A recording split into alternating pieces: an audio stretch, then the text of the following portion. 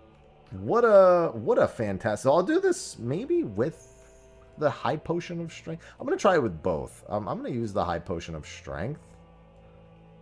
I'm not going to use any high potions though. Because I'm going to have to, if I'm leveling my crafting, I'm going to be making high potions of strength soon.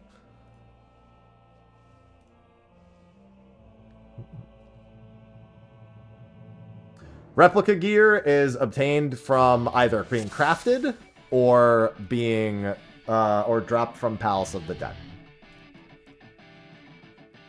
That's why it's a replica and not the original. Those drops came from Palace of the Dead. Actually, let me just do this.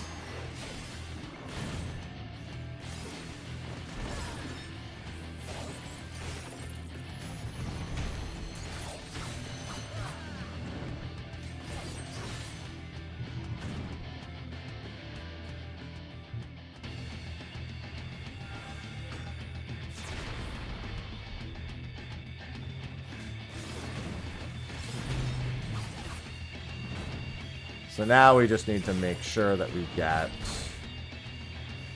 this. Normally I would be using high potions to heal here too. I'm avoiding that for the time being.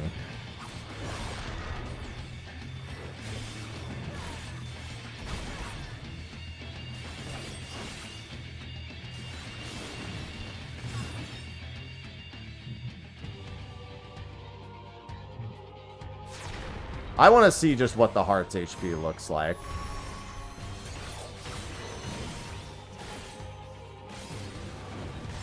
Yeah, so it would need to be dead before I even get to this GCD right here. Because as soon as that casts, it won't work. So if I... Yeah, okay. Bloodbath is very good for this. I might actually... So I'm worried about surviving the second half of the fight. But I think my theory is largely correct. In that it's I need it to be dead slightly faster than that. The big problem is if he does the jail animation at all, I've lost. I can't defeat it while he's in the middle of that animation. I did not have a pot up for that Madari, so I'm gonna try this one with a normal quality pot because I'm at the level where I can make high potions. Hi.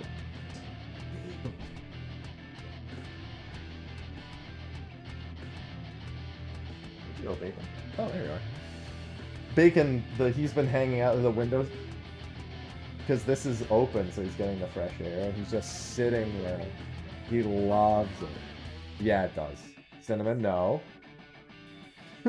Yeah, he loves it. He left, realized that there was... He's like, wait, why did I leave? Yeah. He likes it too. But, you know, he's ecstatic. He's just been chilling there. Bye, Bacon. You don't get to see Sophie anymore. You're locked in here with me now. Hold on, before we do this, Bagel.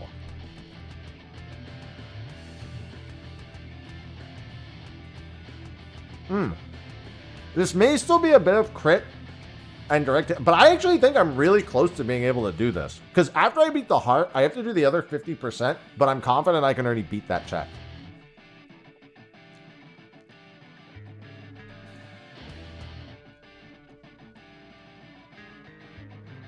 Mm-mm-mm.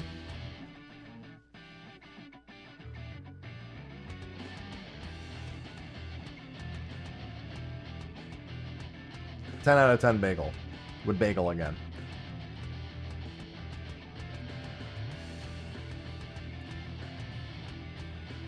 You better eat bagels like a fucking animal.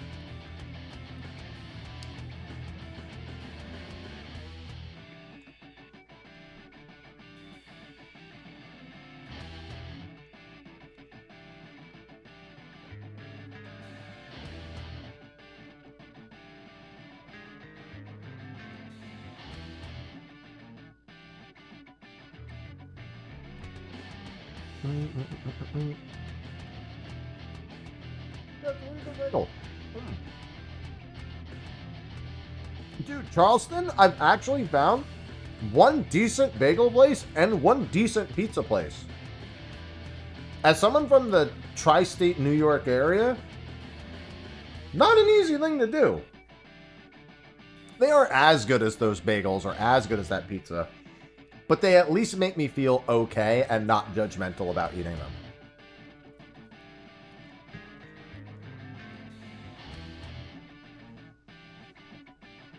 Mm-hmm. I've been in South Carolina for almost half a year now.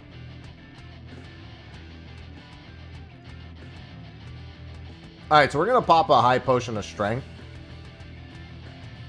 when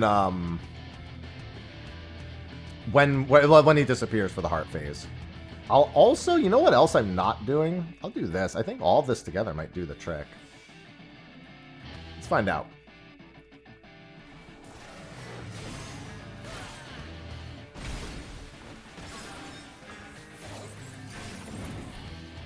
Oh, I may have moved the wrong one off.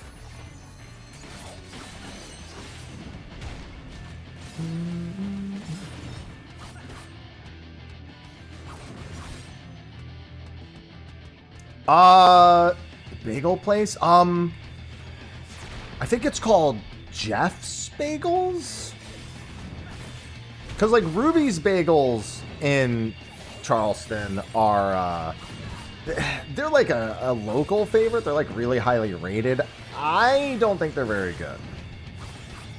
But Jeff's Bagels have been, okay.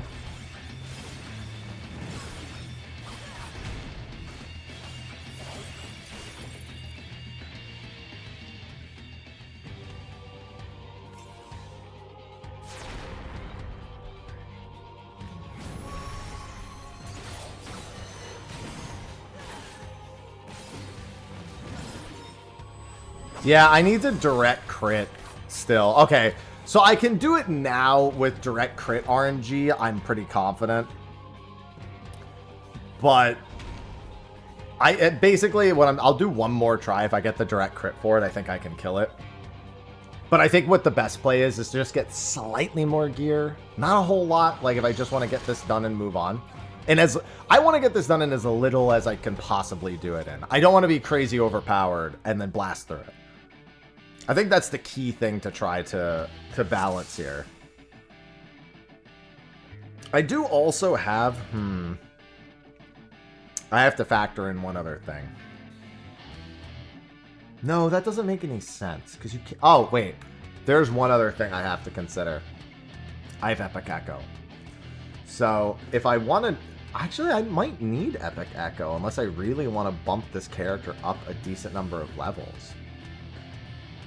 The big thing with Epic Echo in this case is effectively without it, I think I need level 60. And I will need a drop to use a level 60 weapon. I need like an item level 180 drop from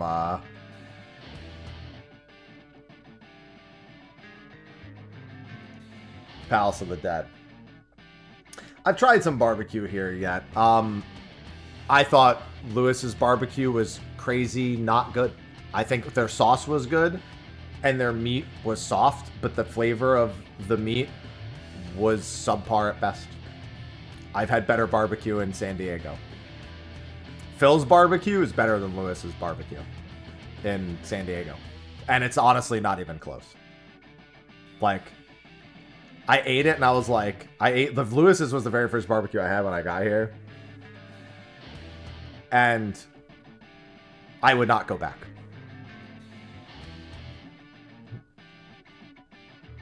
I would not go back. I would try a different place. Phil's barbecue in San Diego is better than Lewis's barbecue here. All right, so Epic Echo. If I were to take away Epic Echo, it's a lot. It effectively forces... Oh, wait, why am I logging out? It effectively forces me to gain a bunch of levels. And I just need levels. Because I effectively need to make up for the loss in power by having Shinten. Like, at the very least, I get 52 for Shinten. That doesn't make up the 30%. I will need the gear in that case. I think...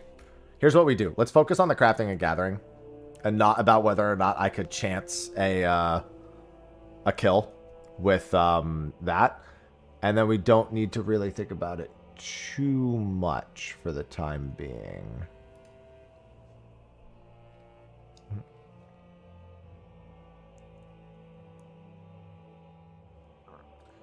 I don't know if that's the right way to put it, Doctor, but it's more like I'm struggling with one particular part. Because that's 30% damage. Like, that's not insignificant to have a 30% damage thing. So I think we need Samurai. If I'm going to take away Epic Echo, I, at the very least, need Samurai at 52. And having an actual chest piece. I think an actual chest piece would solve pretty much all of the issues.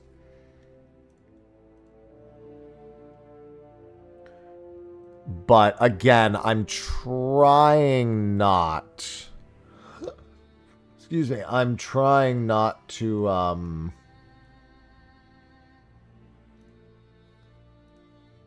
trying... Considering using not Epic Echo changes things a decent bit.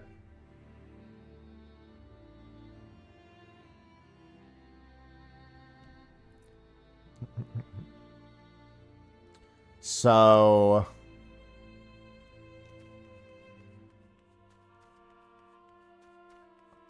I think I just go crafting gathering. I should look at the recipe. I guess it doesn't matter. Let's finish up our mithril crafting for the time being while we ponder on this. Because as soon as I get rid of Epic Echo, I think I need level 52 Ishinten. I think even honestly, if I left it on, level 52 Ishinten in my current gear would do the trick. I think your stat scaling from 50 to 60 is considerably higher than your stat scaling from 1 to 50. Like, your actual per level gain stats are a decent bit higher because it's cramming effectively 50 levels of stat progression. No, HP won't be an issue without Epic Echo. Because I'm not using high potions, and that's not a problem. If I literally just factor in throwing in a high potion now and again, that should do the trick. Because, if I'm not mistaken... Actually, let me test something real quick.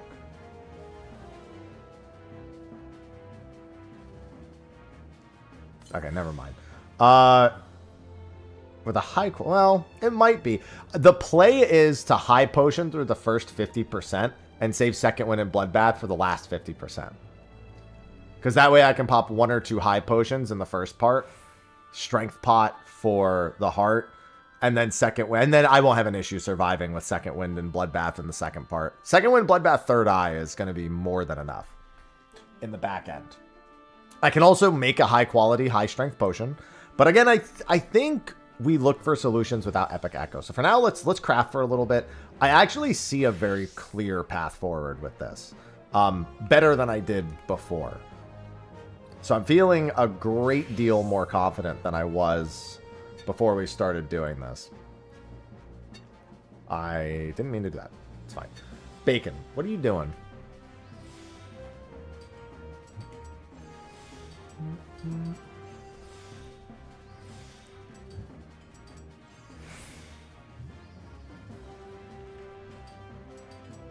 But yeah, man, back on the other topic, since I've been bouncing them around them a little bit. Yeah, I did not like Lewis's. I would not recommend it. It's the truth. When I first got to Charleston, I had a lot of really good food. And now that I've, like, tried, like, a few more things, I've also just had a lot of very middle-of-the-road stuff. And some of it are things that the locals really like, but, like, Lewis's tastes so, like, under-seasoned. Like, with the sauce, it's perfectly fine. But I don't ever like relying on a condiment. I want to be able to take a bite into something without the sauce and go, that's good. And then add the sauce and go, that's great. When I bit into, like, Lewis's, it was like, that is what it's advertised as. I did live in San Diego for a little bit. San Diego is my fondest memories on the West Coast. In terms of just, if I had to pick a location to go back to and live, if somebody said, I'm going to hold a gun to your head and you got to live in California, that's where I would go. in all honesty.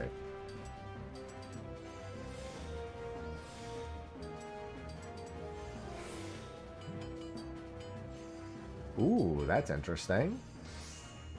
City limits. Okay, okay. That's a decent bit away, but I'll bear it in mind.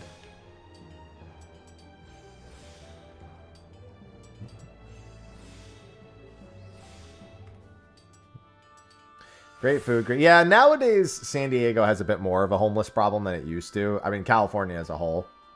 You know, LA's always had one, San Francisco's always had one, but San Diego's has definitely gotten worse. At least worse from how I remember it.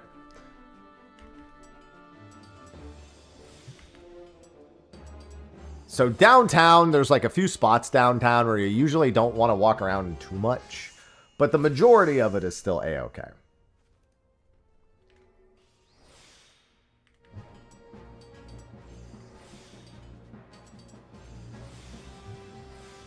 I was okay. I mean, I've been to Seattle a few times. I'm not wild about it, but it's fine. You know.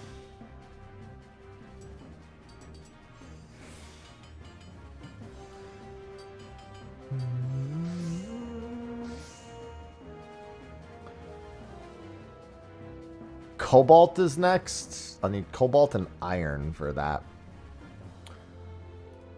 Is there anything I can make that I should, like, focus on making? I'm level 38. No, it looks like I can make some quick plates and stuff for EXP, but that's about it. Doesn't look like I really need to stop and make most of this stuff yet. I'm not really struggling with any of the crafting recipes, so... No, there's some parts that you just shouldn't wander around if you don't know the area. And it's honestly like a 2 or 3 block radius where it's like there's just more like homeless people. It's literally like 2 or 3 blocks. And then we're talking about in all of San Diego. Like, that's including, like, we're talking about downtown proper San Diego. There's only about a 2 or 3 block radius. San Diego is also University Heights, Hillcrest. I mean, even if you're looking at some of the areas like La Jolla nearby and stuff like that, like there's a ton of places to be and go that are, there's absolutely nothing wrong with them, and they're fantastic.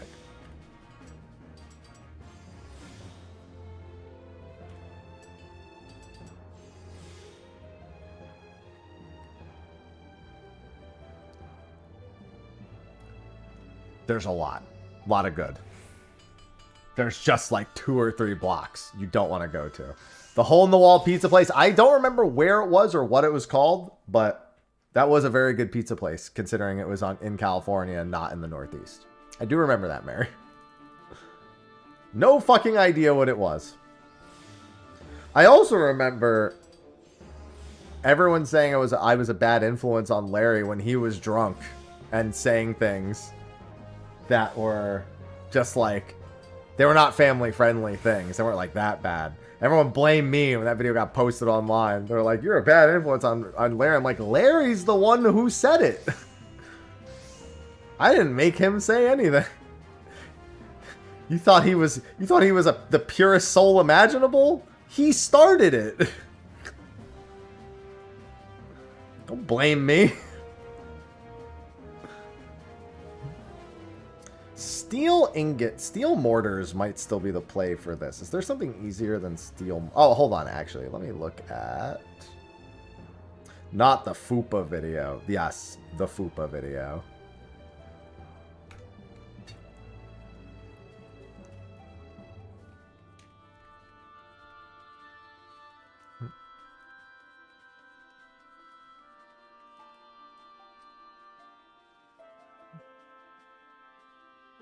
We were talking about places to go in San Diego. Yes, Bacon? Do you want out, Bacon?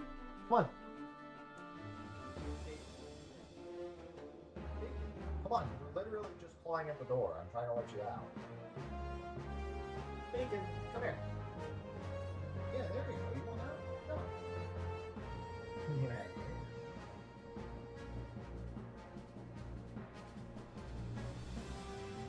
Don't blame me for what he said. Do shit. I think so. Yeah, I saw Larry make a post the other day. Told him if you ever wanted to talk, need to reach out. He didn't reply to me though. I like reached out to him because seemed to be going through some rough times. Oh yeah, no, In-N-Out's a scam. Don't go to In-N-Out. Okay, let me rephrase. Go to In-N-Out once, enjoy yourself a hamburger, and then never go back because you've experienced all you need to experience. Don't eat the fries. They're dog shit. Save your money. It's a complete waste.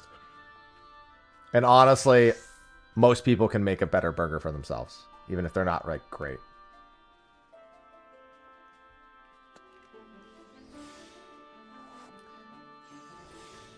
Whatever you do, just don't order the fries at In-N-Out.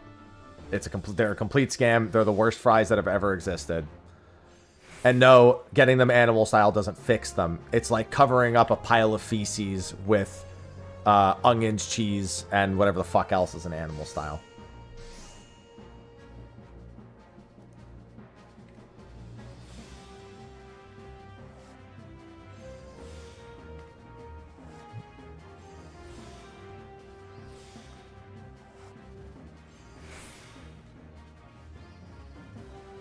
It's also very busy, so you end up sitting there waiting for like super mid food.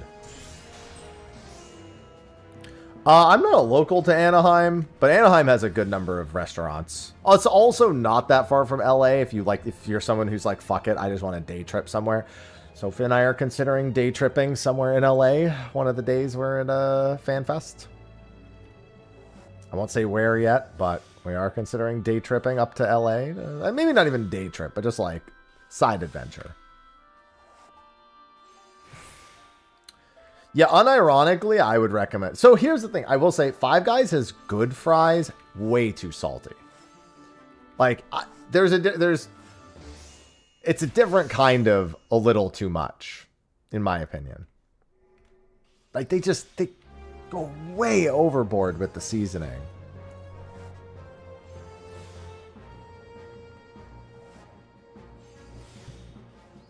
Shake Shack? I haven't had enough Shake Shack to have an opinion.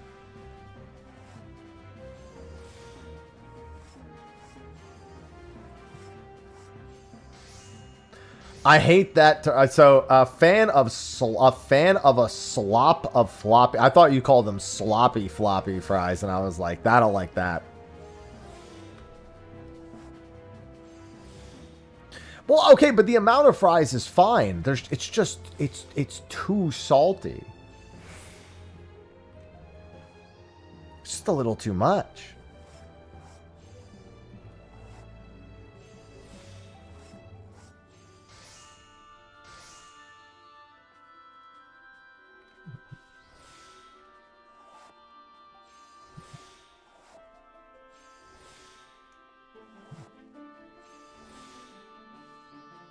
No, dude, I ain't afraid of the amount.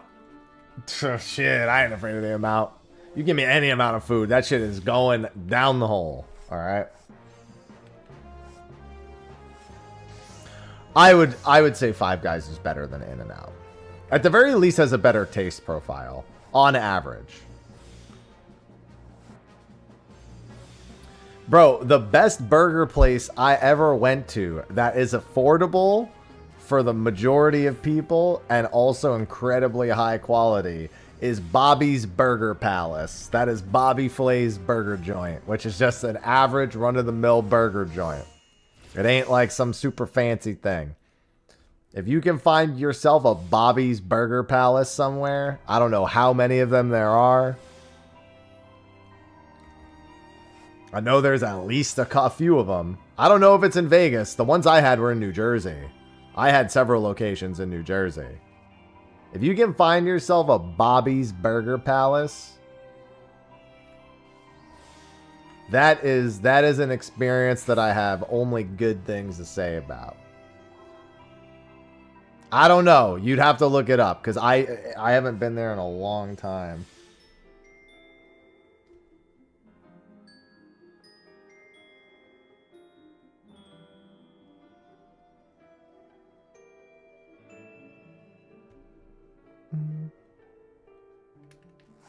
So throw it a quick Google search.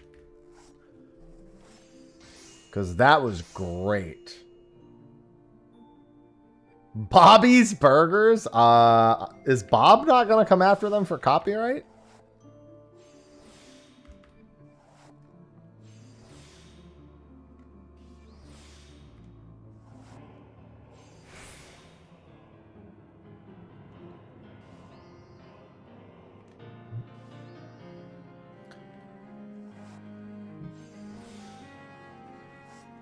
If you can find a Bobby Filet Run burger place, trust that it'll be good. How about that?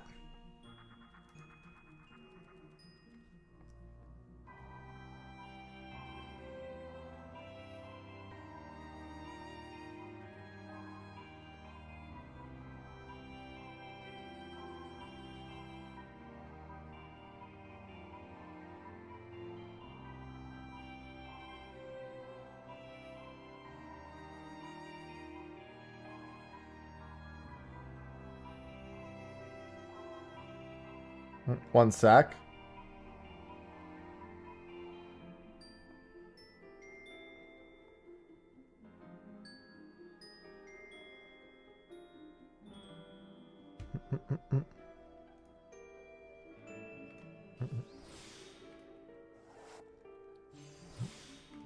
New York house again. I don't know this. The I guess that's called Bobby's Burgers now. I don't know.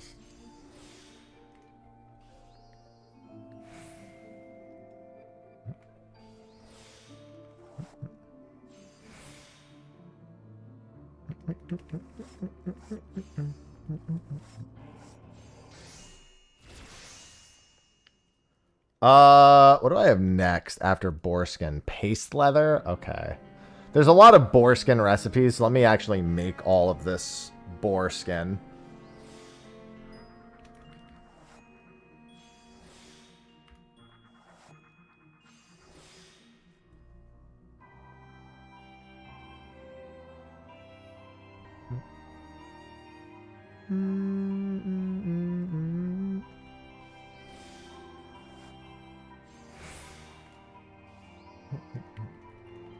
Two states away. Damn. Bobby, I need you to put more places. Like, you can get any type of burger. You can get a chicken sandwich burger, a turkey burger, a beef burger, whatever. They had all that. But my favorite thing was the fries. They did regular fries and sweet potato fries. And the sweet potato fries came with a horseradish sauce. Oh. Oh. I think it was like honey horseradish or some shit like that. Oh.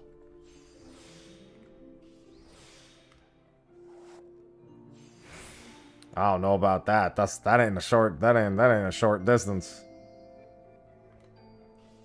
Maybe when I can drive, I'll just decide to go there.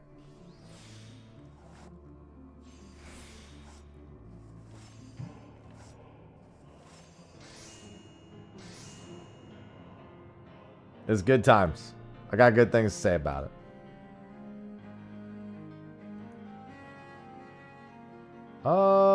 Do I have any leftover? Oh, wow. I have a lot of toad leather. What the hell? Okay, now is where things get weird because I have some materials for things and I need to... Okay, so we should focus on exclusively things that can be used by crafters and gatherers. So that means that we should make these. Oh, blue coral and horn glue. Oh. Fuck. Maybe we go up to paste skin. Oh yeah, that's way easier to make. Hippogriff sinew and rubber.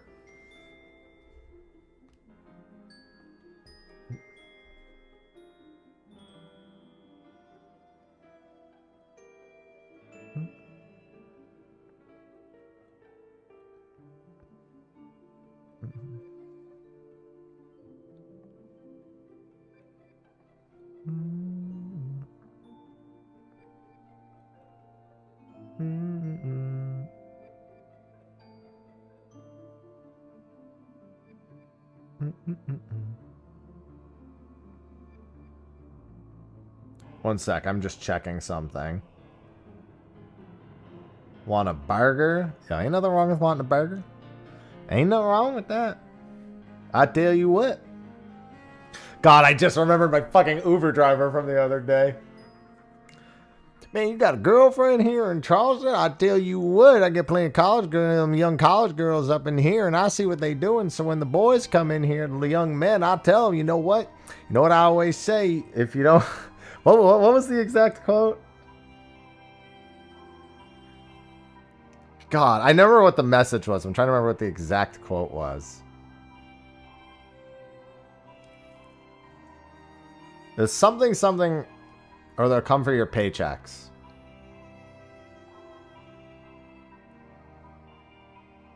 God, I gotta remember. I had like an ultra southern like Uber driver who was throwing like analogies. I tell you what, you know what I always say? And he just kept saying that. Like...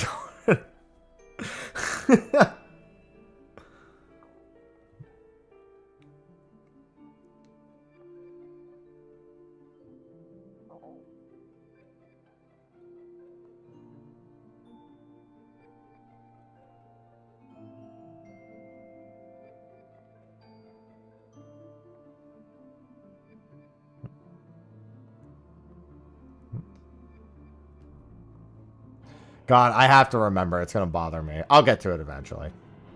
Horn glue is made without goat horns. That's not a problem. I think blue coral is fished, specifically. Which is fine, but, you know. I have to go get it.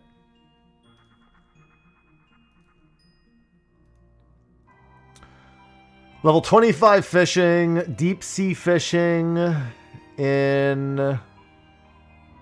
off the side of the Rotano Sea? South Bloodshore or Halfstone? Looks like South Bloodshore is the main way. Crab bait and spoonworms.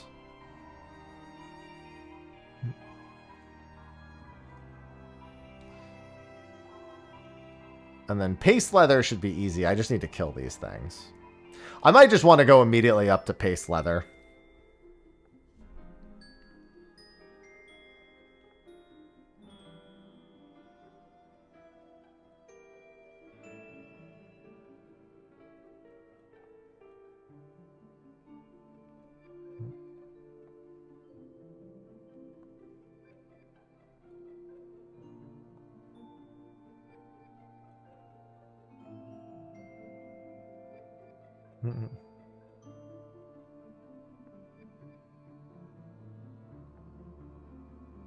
There we go. Yeah, this might be the play for this. I think I just need to get levels. More than anything, I need levels. So going immediately up to paste leather is probably the play for now. And I'll look at weaving and see if weaving has easier gear. So I think we go kill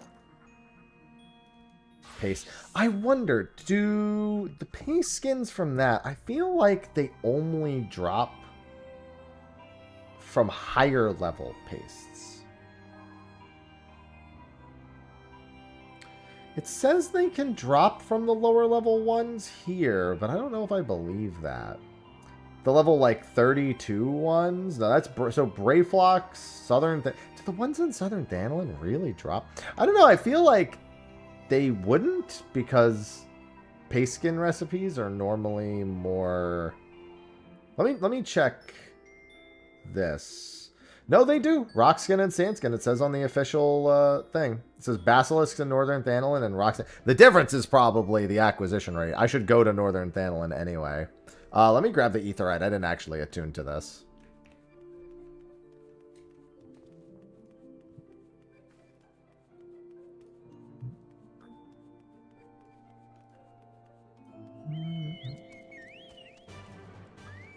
And then let me do this.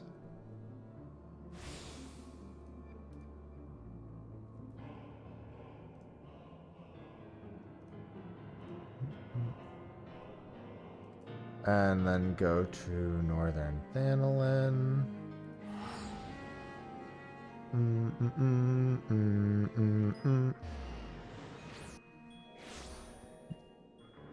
And we're going to kill a handful of these. I forget if they're... Yeah, they should just be down here, I think. 20.9 and 24.9.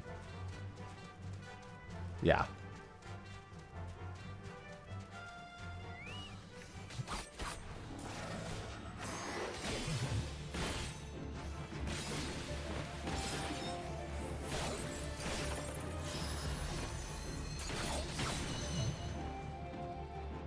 Hello, Flame Sergeant Dalvag. Yeah, the higher level monsters are almost always going to have better drop rates overall.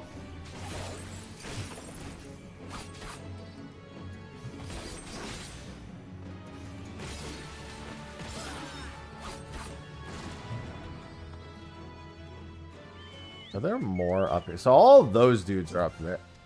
Bacon, you gotta make up your mind, pal. Are you staying in here or not? He just keeps like going into the rest of the house, realizing there's an open window in here that he loves, and now I gotta go close the door again. Hello, Zoe.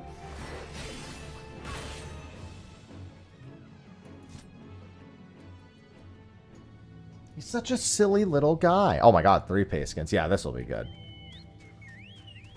Yeah, I think they just spawn all around here. Oh, there's a bunch of them over here. Here we go. This is what we were looking for.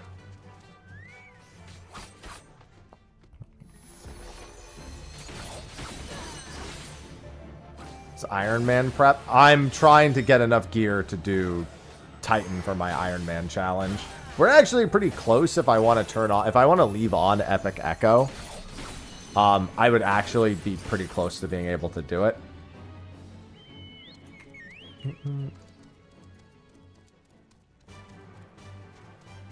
But I actually want to see if I get enough gear if I can just turn off Epic Echo.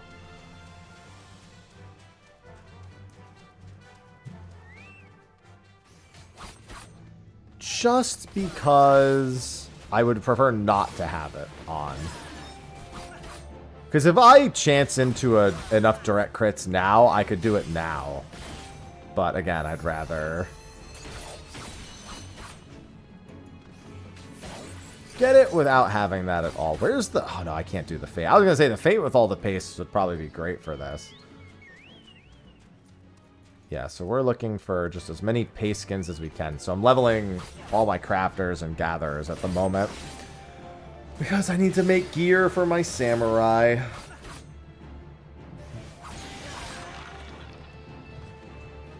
Quite the endeavor I have ahead of me.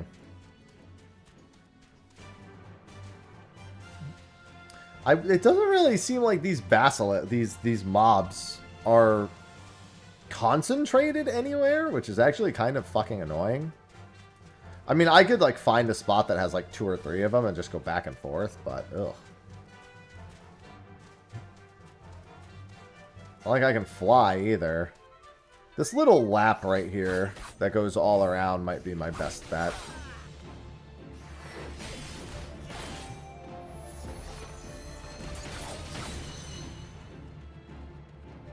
Five! Alright. Well, I mean, if that happens, I don't need to worry about it at all. Fucking 5 skins? Alright. Better than 4 skins.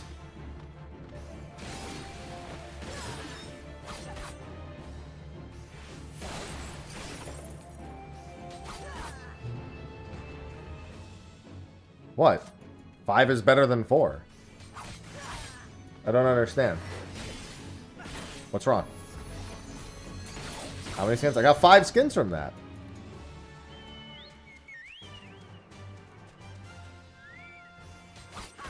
It's better than getting 4 skins. I don't understand. What's the problem?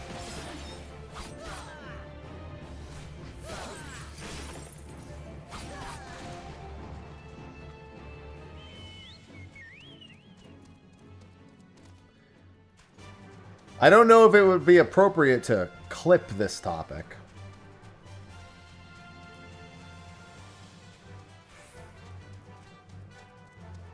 I feel like you're really taking a snippet out of what I'm saying and trying to make it worse than it is.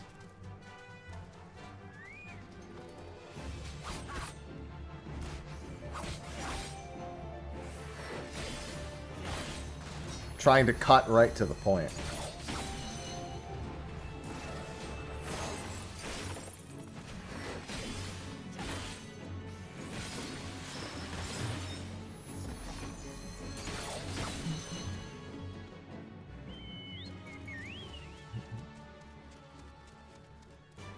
$15? I think I'm gonna need more than that.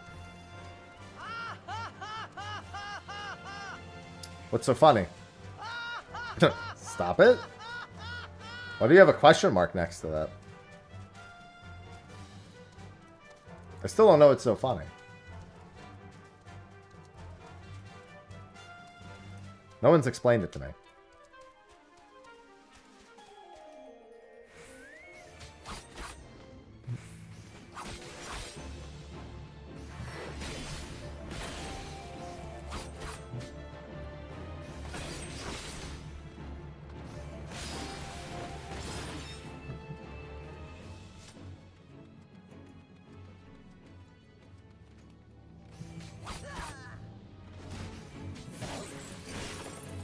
No, you spelled it wrong.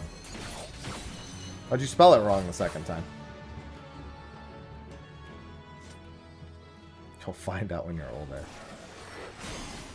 I'm gonna be dead by the time I'm older. It's not good.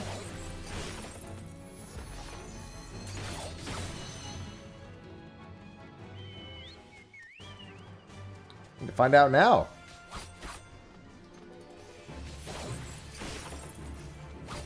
Yeah, I'm going to be turning 35. I'm basically dead in anime years.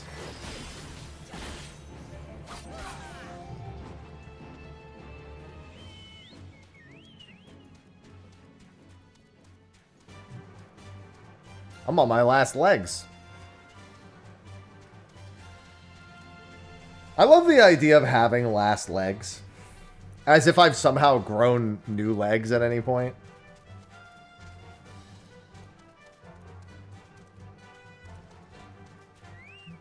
Doesn't make any sense. Spider happy? Wouldn't that be horrifying? That'd be a horrifying experience in every... I don't even like spiders as it is.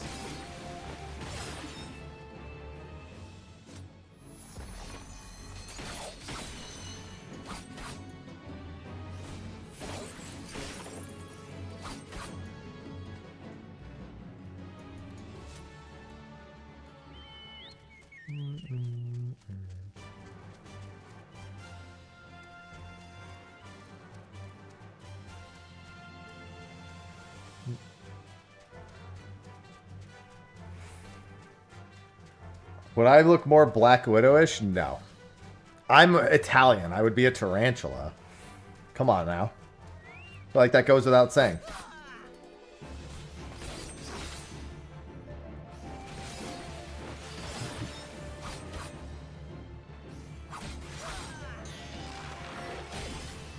No, we're all crabs with 2 legs. I'm sorry, we're crabs that have learned to walk on just our hind legs. According to the theory. Everyone loves a good crab theory.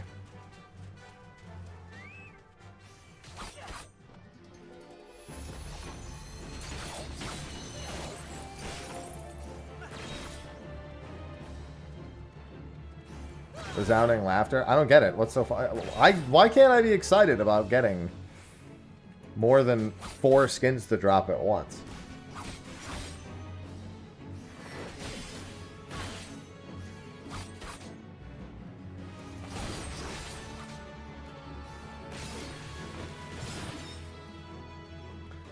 I swear kids these days, they'll laugh at the simplest things. All I'm doing is counting.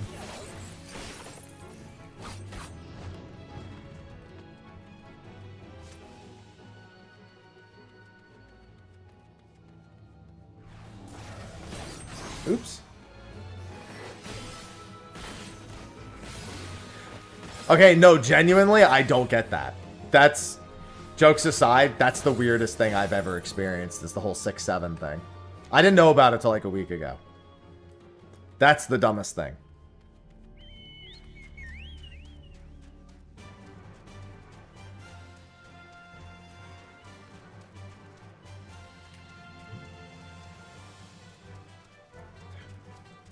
But you know what is funny? Why is 6 afraid of 7? Because 7, 8, 9.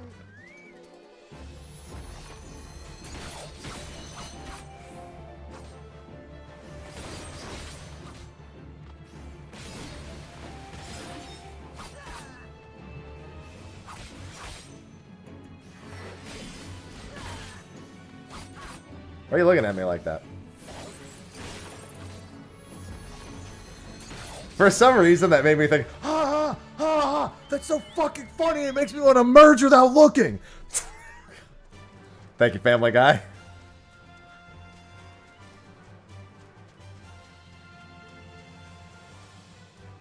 It's one of my favorite Family Guy skits of, like, all time, is the merge without looking one. It's so stupid.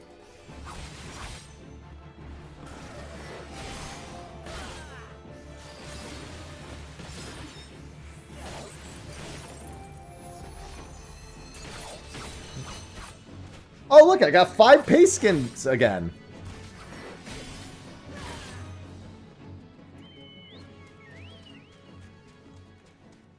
Bacon, are you kidding me right now? Bacon, here you go. Before you hurt yourself or me.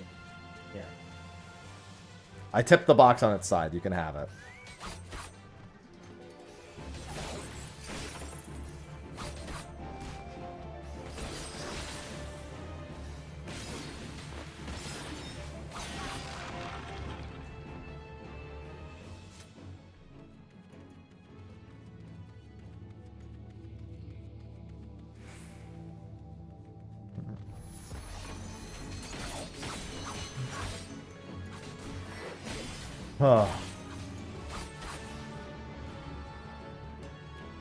Please, I need more skins. I need all the skins. Call me Leatherface, because I need all the skins.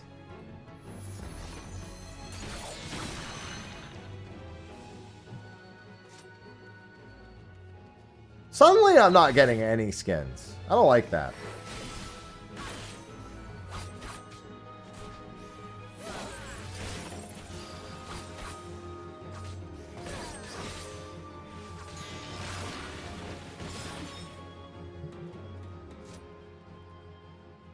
Yeah, I'm not a big fan of the whole tablet kid thing. I watched it when I was like in my late teens, early 20s. I'd go to restaurants and see parents just give their kids a tablet and say, you know, good fucking luck. And I was like, wow, I'm so glad I didn't grow up with you. And that's saying a lot coming from me, because I would prefer growing up in a lot of different environments than the one I grew up.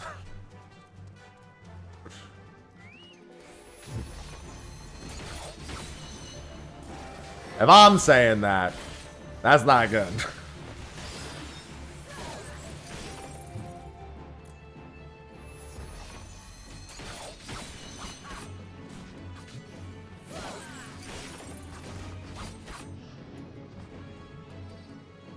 Yo, stop giving me eggs. I don't want your eggs. I want your skins. Yeah, I was a video game kid. But I use that as a method of socializing and not and actually developing skills that would assist me for the rest of my life. I'm not convinced that's what's happening with tablet kids. It largely depends on what the parent is giving to them on the tablet. But let's be honest, most of them, from my understanding, they're either watching Bubble Guppies or playing Brain Rot. And quite frankly, I might consider Bubble Guppies Brain Rot at this point.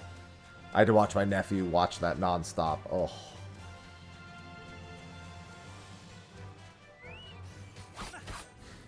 Parents treating their kids like they're setting up an AFK bot in a video game. They just want to set it and forget it. Oh, I got 3 skins that time. Alright. That's 1 less than 4. But that's fine. Still better than 1 or 2.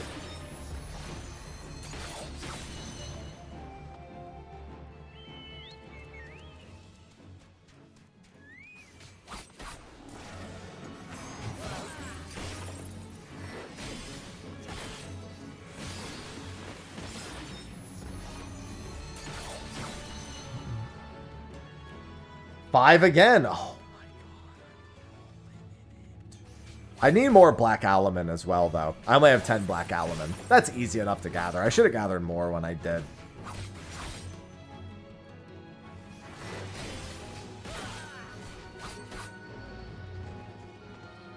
Alright, let me get at least one more pay skin drop.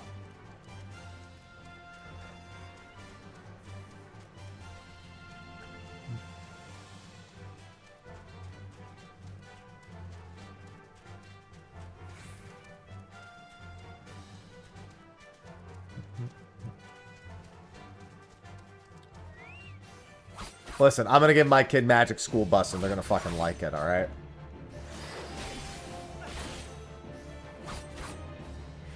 And I'm gonna make sure that they know that song as well as I do.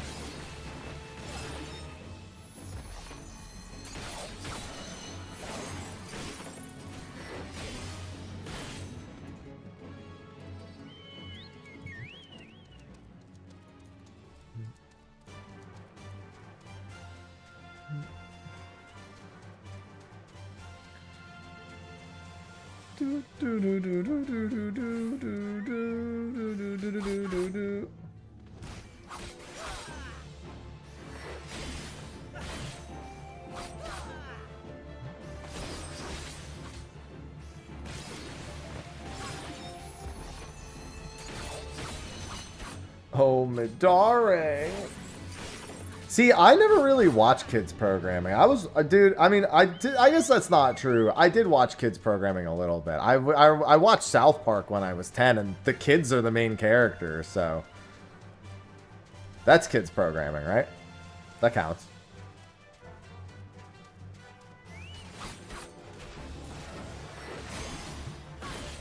You'd be like, why do you curse so much? I don't fucking know. Yes, I do.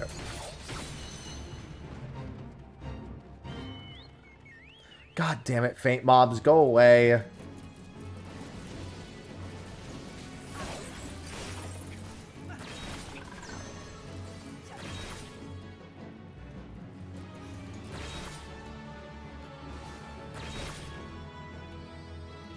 Wow, I do not like the NP sound effect. Let me tell you.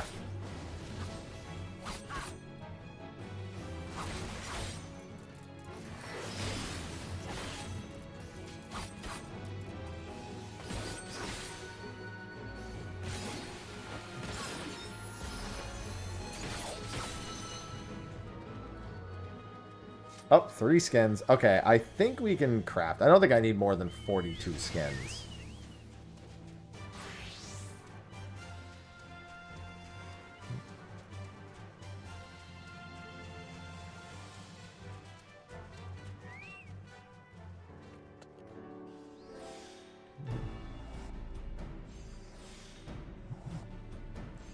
You know, I might not actually be able to do this and get max quality.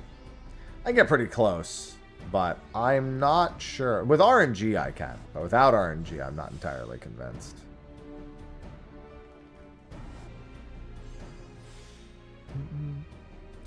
Let me see. Yeah, I mean, that's a sign that I should probably go up in gear before I continue. It doesn't help that it's quite a few levels over me to boot. Well, I mean, that does leave Clothcraft next. What is my current level of gear? 27. Oh, no wonder. My leatherworking tool is dog shit. What the fuck? What made this? Blacksmith? What the fuck? Make me something else. That's why it doesn't work. I need a new tool.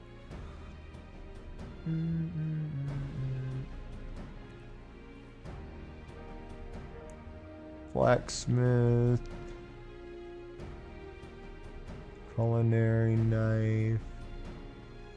All this? What the? Does it just not have one here? And this level range just skips it entirely? For a leatherworking knife? Let's go down then. Silverhead knife. There we go. Which needs an iron head knife. Of course it does. Which needs iron ingots and mudstone whetstone. Do I have this? I do not have any mudstone whetstone. which needs to be crafted with mudstone, which I do have. All right, let's go back to town. Yeah, let's do this. I'm going to make my kid watch Good Burger, Home of the Good Burger. May I take your order? And I'm going to teach him, at least once in your life, it would probably be beneficial for you to actually ask someone what they would like their order to be. Don't ever think you're better than everyone else. Live on everyone's level. Be a part of their everyday life. Trust me. It'll make it when you're not like that anymore, or when you get out of that, to appreciate it that much more.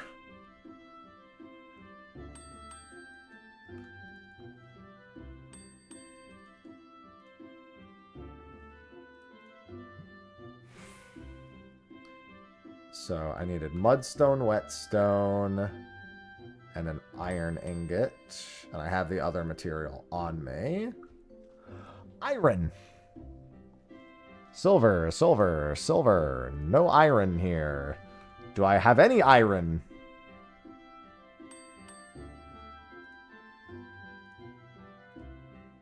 I do not have any iron. Do I have the materials to make iron? Do I have iron ore? I have 47 iron ore. Yeah, I work customer service every day. Tips appreciated, by the way. I am not forcing my kid to play video games. That's not happening.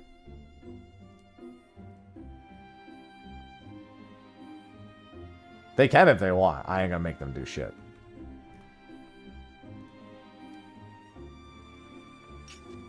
If my kid wants to do something, it's because I did not teach them they had to like it.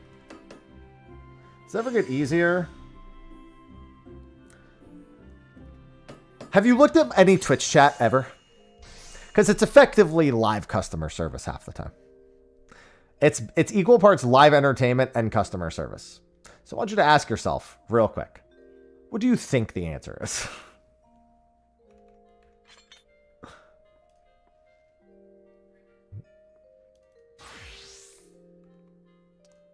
Your personal assessment of the matter. It's improv, PR, and customer service.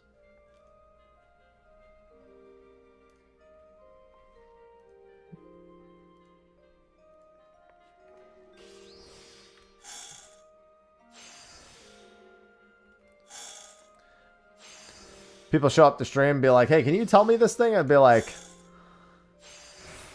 yeah, I can.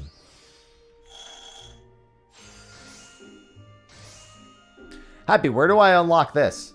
It's in the patch notes. Okay, but I'm asking you. Right over here.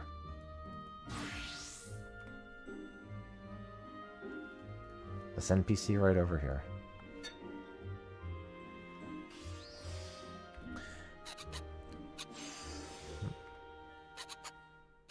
Are you guys open? How much are these muffins? Can you guys vulcanize my tires while I wait?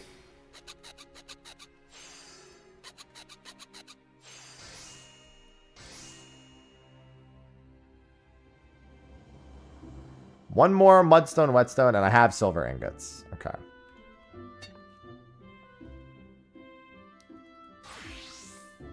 I love crafting upgrades.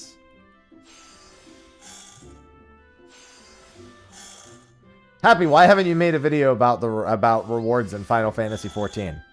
Have you checked your subscriber inbox today? No, I haven't. I'll go do that. Thanks. You're the greatest. I know.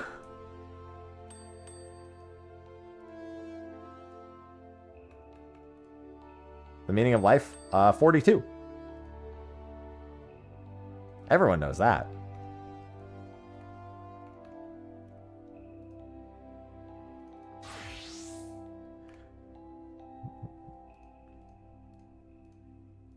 The efficiency window? That's just a calculations option. I don't really use it very often.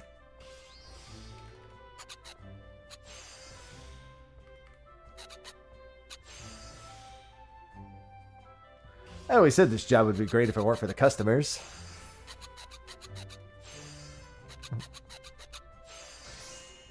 I love that sound effect so much.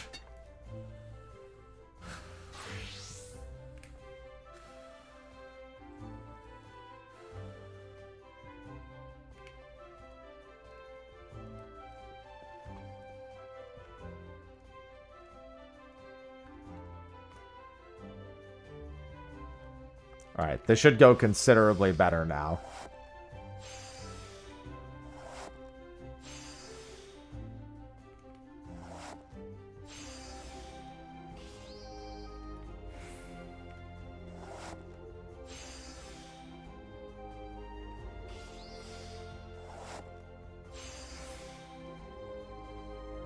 And then I'll just do 2.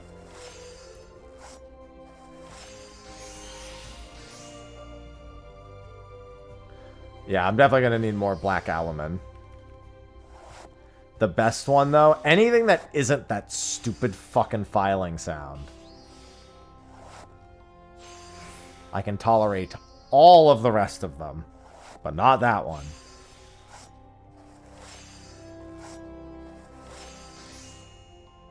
Yeah, it'll take like 3 or 4 of these per level. At the current moment.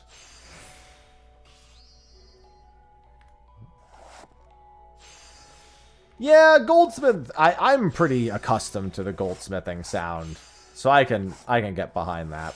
I don't know what I'm doing behind it other than staring at it, but you know.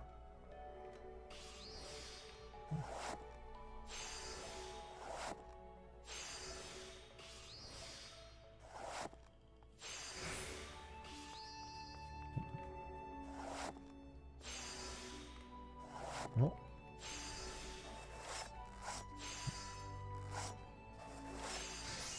Mm. 35. Dude, it's so good having the fucking, what is it called? The preferred world bonus. My only regret is not doing it sooner. Well, there is one crafting LB. It's a rocket launcher, but it's only available in the diadem. It's technically a gathering limit break, but it's as good as you're going to get, really. Oh, yeah, no, you're right. Byrgot's Blessing is pretty much an LB in its own way.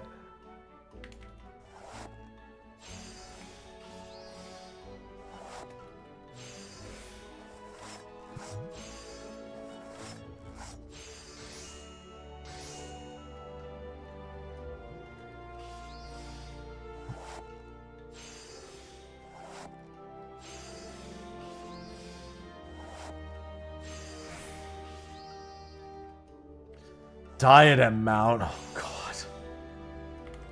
The thought sickens me. I have very little interest in that mount. I don't even like... The problem is I don't like the way it looks. I would put up with it if I liked the way it looked, but I've never really liked the Pterodon. Wish I did.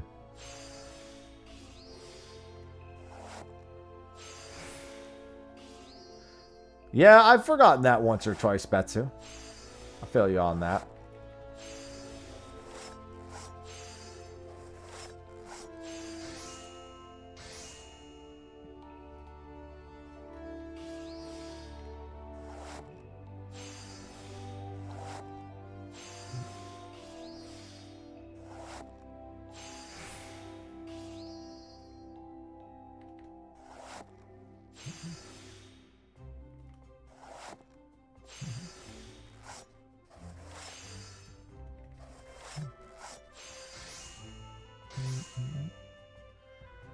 Alright, that's a handful of Payskin items.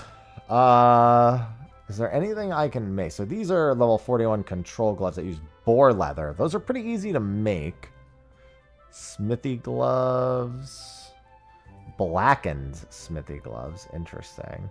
Oh, fuck, I know what those are from. I'm not going to get those. That's annoying. That's not that big a deal.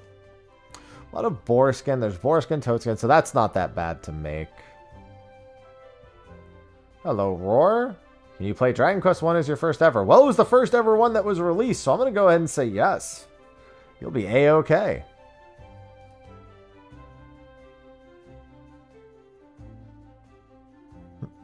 Yeah, I think the current gear is enough, so I should really look at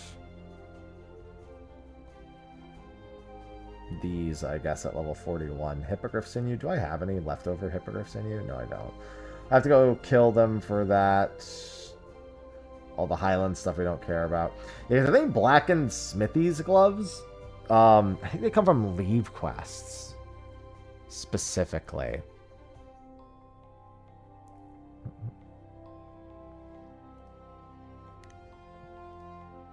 Alright, I think we go back down to Clothcraft and look at this. I don't have any linen yarn.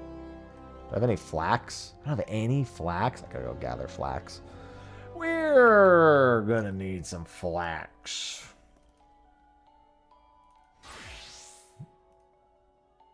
What am I doing gear-wise? Oh, hold on.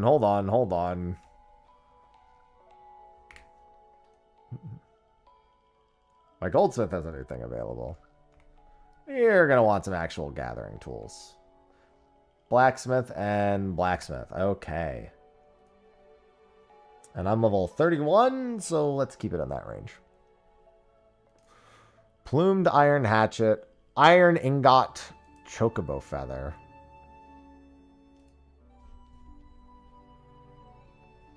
I don't remember where that's... You'd think it'd be obvious where it's from, but... You don't kill chocobos at this level.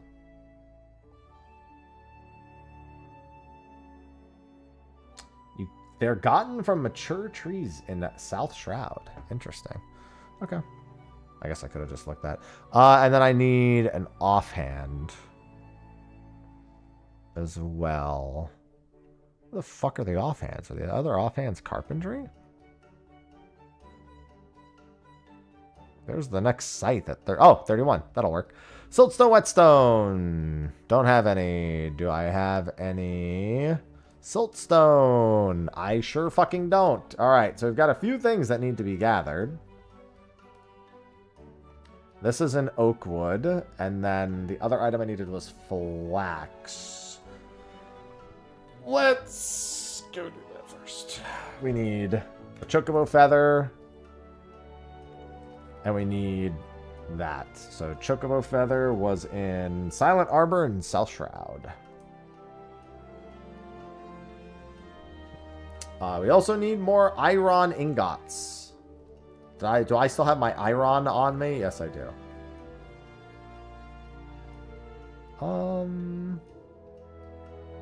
Where is that? Silent Arbor and South Shroud. X26Y19. Okay.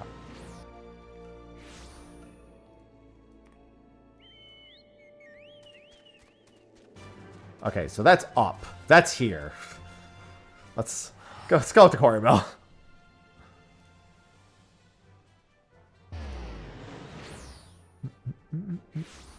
I gotta pee so bad also.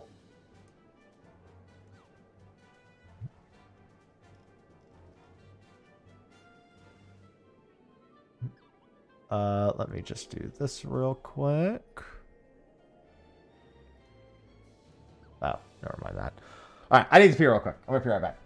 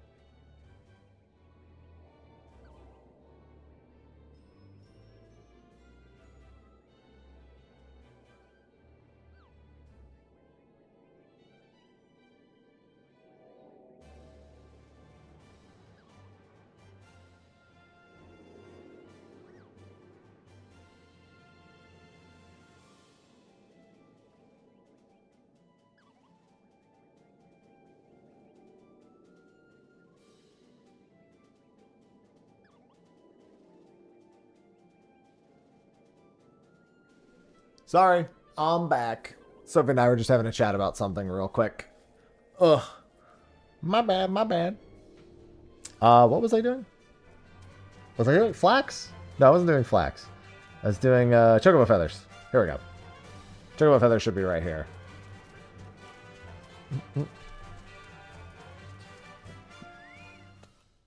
They are not right here. Is this Silent Arbor? No, this is Upper Paths. Silent Arbor is... Why don't I just look? Where is this? Silent Arbor. Oh, it's the other side. Okay.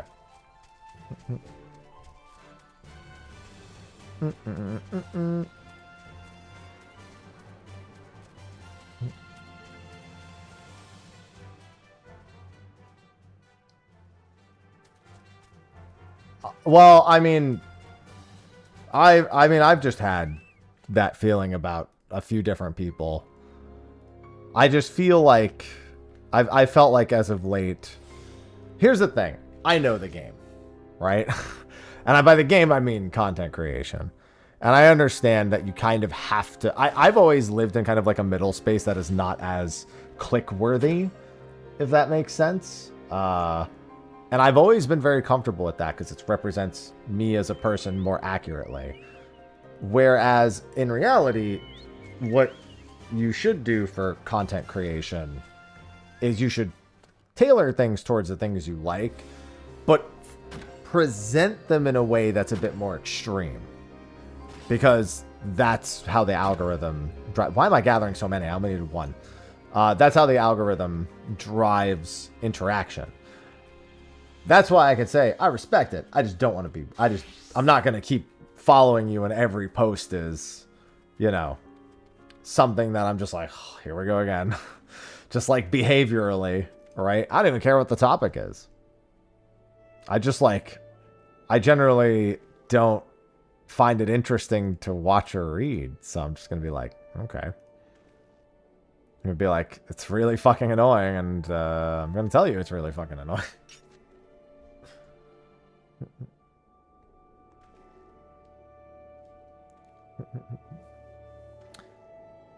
Yeah, it's just like... That's really what rage bait is it is effectively just kind of flooding your entire online persona with a single point that you've already made. And you're making it repeatedly under the intention of building engagement with it. And it's effective. Like, I like, you can't, honestly, like, it's a good thing. It's kind of a good quality as a creator to be capable of doing it. Some of us just can't bring ourselves to do that kind of stuff. It bogs us down too much on the daily. Because it's like, you can make, let's say you make a video about a topic, and the video has all of your thoughts, and it's well presented and it's concise. But then you take that video and you just splice it up a billion different ways to keep reposting it on social media to garner the same reaction the video itself gained, basically extending its life. Again, incredibly smart thing to do. It's in fact, I would say, is the right thing to do. But I don't want to see it all the time. It's exhausting to see all the time. And I don't find it productive because in order for it to actually capture attention, it kind of has to be a little bit like, you know, you're reaching for a specific subset of people that you know will very particularly engage with it.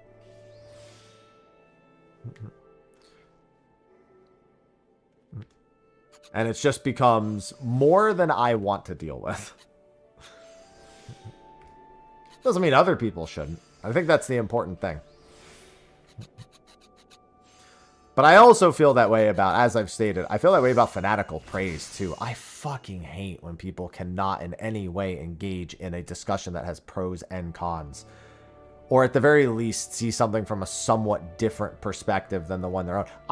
Dude, if it were up to me, there would be no fucking dungeons in Final Fantasy. There would be no basic bitch dungeons in 14. That shit would be like a solo instance, and I would be like, yo, just get it over with and get me more raid bosses. Give me more of this. I obviously know that's fucking stupid, and that's never gonna happen.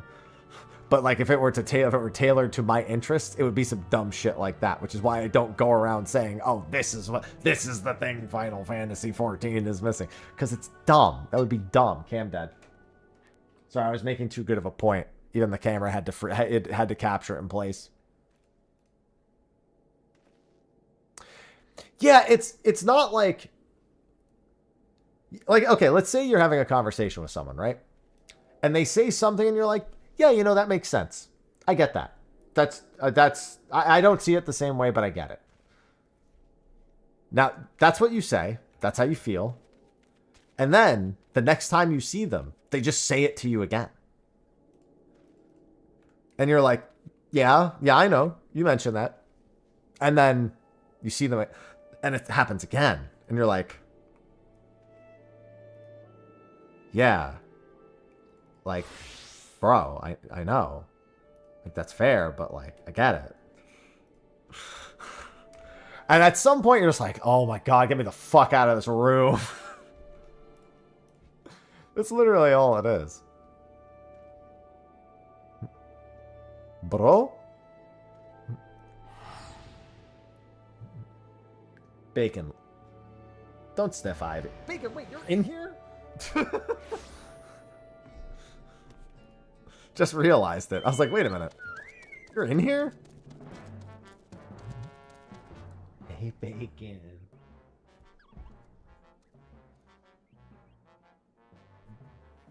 Oh. Sir, come here.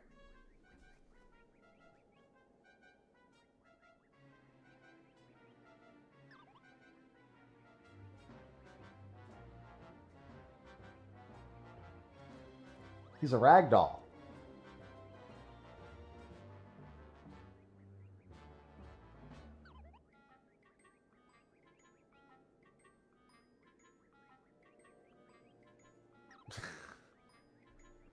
There you go, pal. Down you go. Hey. Yeah, go de-stress.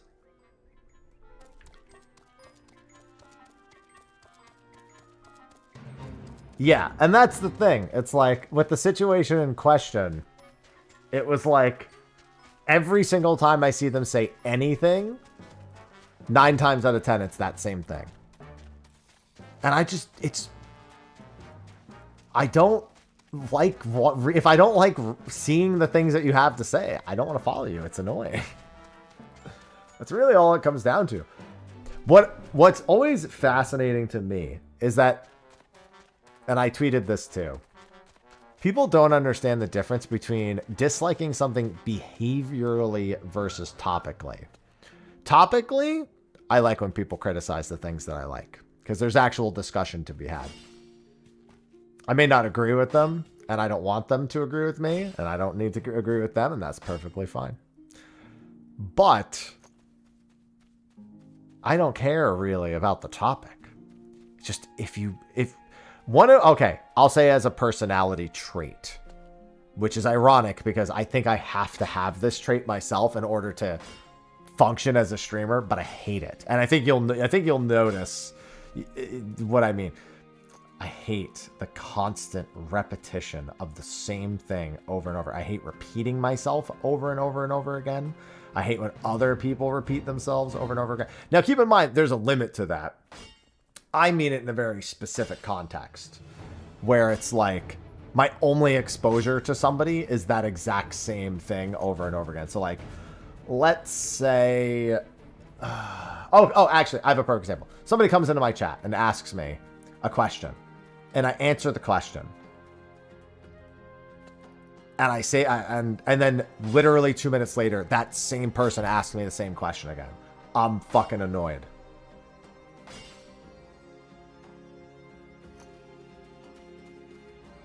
And if I have to do it a third time, I'm going to get really, really fucking annoyed.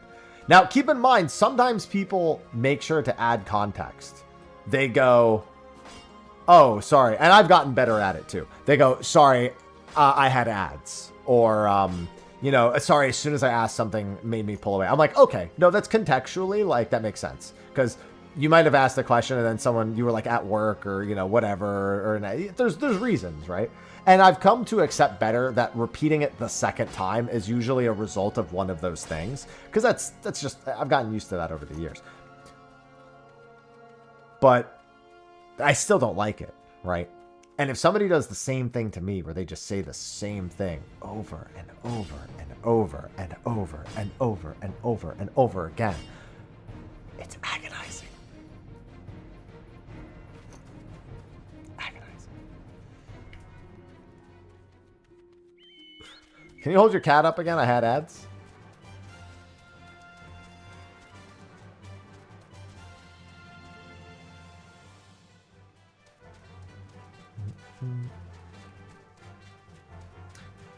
Yeah, I don't even disagree with a lot of the criticisms. That's the thing that often happens, is I actually agree with someone. I just hate the way they project themselves. And I can't take it.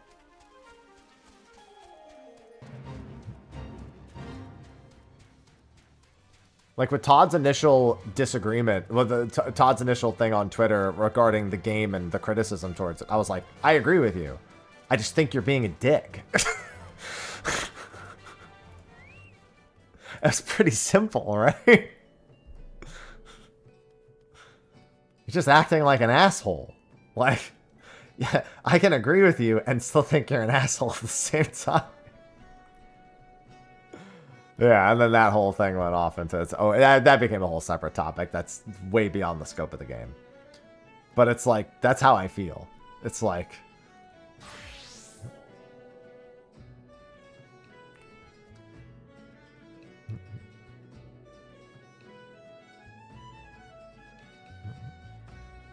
Oh yeah, Max's never has any issue. That's why I've always enjoyed how Max presents himself in terms of what's it called? Just any sort of he's well versed in the idea of not just blanket seeing and stating. Considers a lot of things. He's very good with that.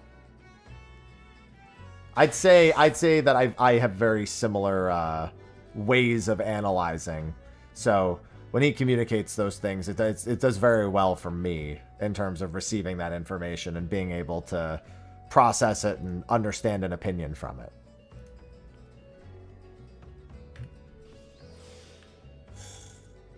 It's funny because I really mostly know Max from watching what's the series he did that went over all the characters from Marvel vs. Capcom 3 where they were all dressed up and he had a separate episode for every single one? It's been a while, so I don't remember the name. But I know somebody... Assist Me, yeah. Assist Me was how I first was exposed to Max. And the creativity behind it was stellar.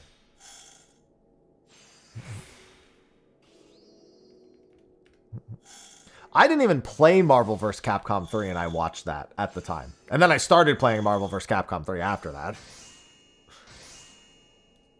I just thought it was really well-made content. It being me being a fighting game fan was irrelevant practically at the time.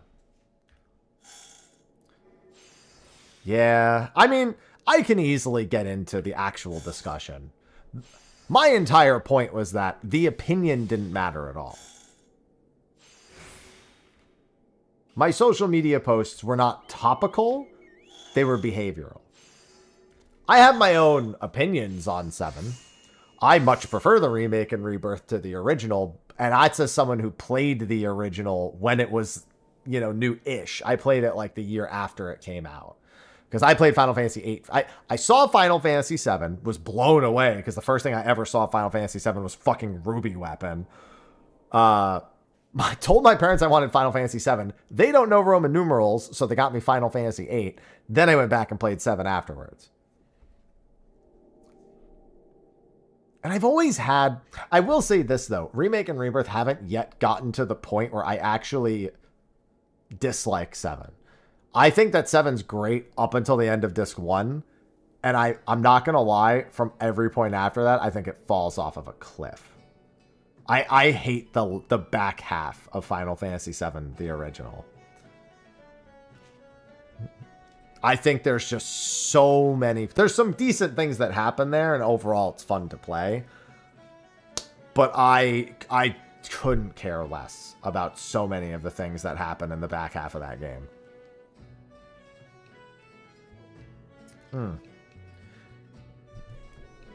Yeah, it's just got like a huge dead zone in the middle.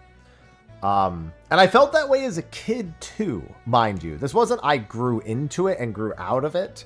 There are things about the PlayStation 1 era Final Fantasy games that as technology and time has gone on, I have become more negative about it, despite the fact that I may have felt less negative about it in the past. But that's just a matter of like my willingness to go back, replay, and re-experience. And that's the same old PlayStation 1. There's so many. The PlayStation 1 era of games is like one of the worst aging eras. Yeah. And disc 2 pacing is a huge problem for me from the original. But like, here's the thing. I really like Remake and Rebirth. But there are some clear issues with them both. And I don't want to write those off. Rebirth is one of those games. I love it. I loved playing through it. I enjoyed most of my time. But it suffers from something. And it's a key problem. I don't know if I ever want to replay all of Rebirth. Because I don't think most of it lends itself to a repeat experience. That is issues with pacing. That is issues with bloat.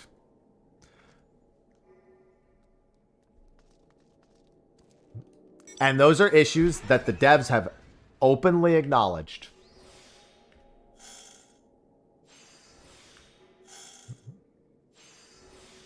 And I'm glad.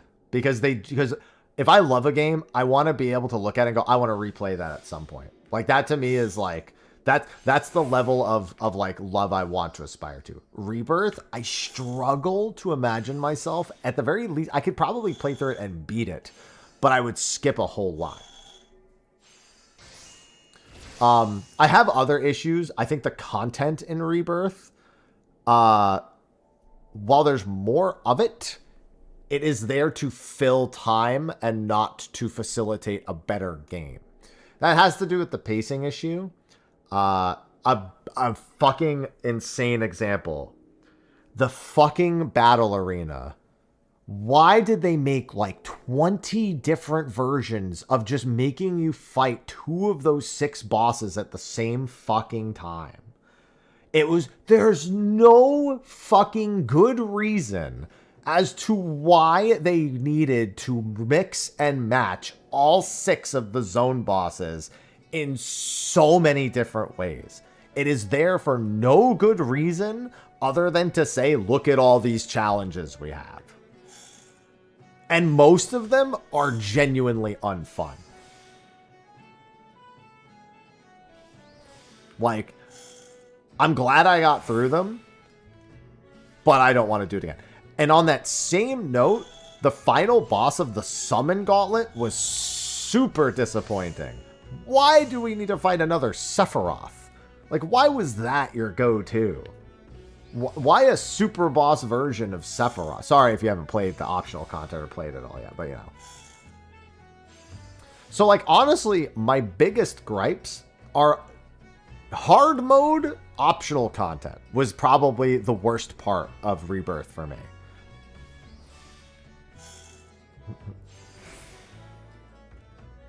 It just felt like tons and tons of the same thing being thrown at me over and over again. And then have to do the 10... Don't get me wrong, the 10 waves with Zack and Sephiroth were cool. But, like, I still didn't want to... Like, it was still just so much... Just stop making... You know what I mean. Yeah, there's a handful of issues I have with Rebirth. But what I can say is, from a progressing through the game and getting to enjoy the characterization or the emphasis on the characterizations that were already established, both by Remake and the original, I feel like it wholly embraces... One thing that's really interesting about Remake and Rebirth for me, they wholly lean into the cartoony aspect of Final Fantasies 5 through 7. 6 not as much, but 5 and 7 are really cartoony in a lot of ways. 5 is literally a Saturday morning cartoon. Like, I always tell people, Final Fantasy 5 is literally a Saturday morning cartoon. 7 is full of a bunch of wacky wacky zany things that happen. And you'd think with like a remake, they would slightly lean into it. No, they really went like all the way into it. Like they fully embraced how absolutely ridiculously stupid some of the original things are. Like, one of the best parts of remake for me is also one of the most frustrating, because content-wise, it was very annoyingly difficult. But the interpretation from the original game was so unbelievable. Like, I couldn't believe they actually... It was one of the things that said, oh, they're not going to do that. They're not even going to include that. We fucking Hell House. The fact that they leaned into Hell House as heavily as they did blew my fucking mind. Because in the original game, there's just random houses that attack you while you're walking through Midgar. And it's just a normal fucking enemy. And then they fucking made it a boss. One of probably the most notorious boss in all of 7 Remake. And then they spoiled it in the trailer because, you know.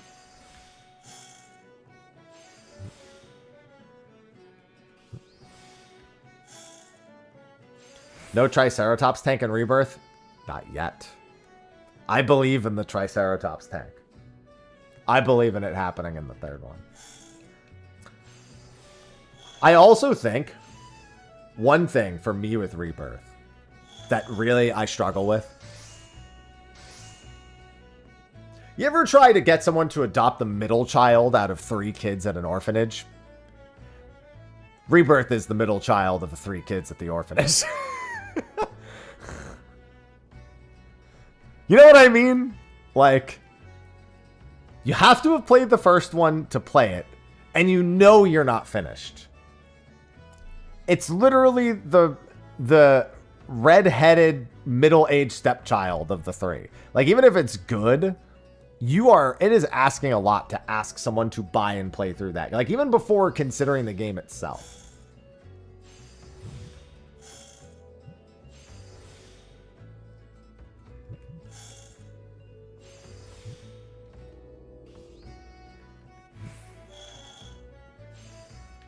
Yeah, 7's not really dark and depressing most of the time.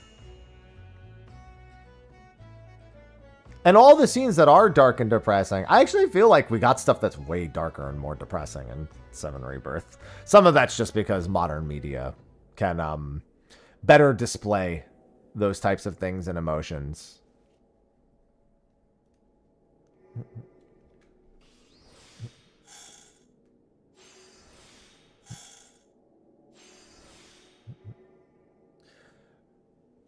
Dude, the Rebirth scene where you actually have to play through their, like, darkest moments. That's not in the original. That was a good fucking part.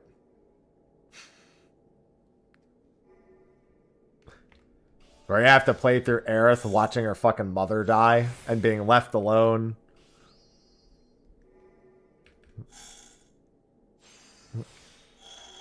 And Barrett losing everything again, but like from like he's re-experiencing it again for the second time. Oh, I'm talking about in the Temple of the Ancients where they all have to face their like darkest moments kind of thing. Yeah. Barrett's backstory, the Dines, dude, the Dine section was insane. I don't know why he turned into a giant tentacle creature. That I don't care how wacky or insane it is. That was weird and didn't need to happen. But the overall Dine section worked quite well for me. What's going on, Fernie?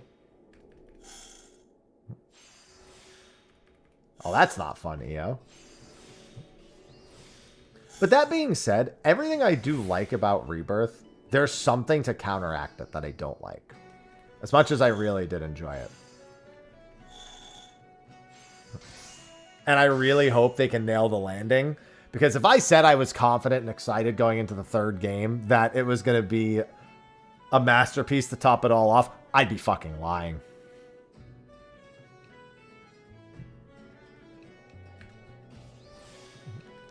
Yeah, and in my review, I very specifically say the minigame bloat is a huge problem.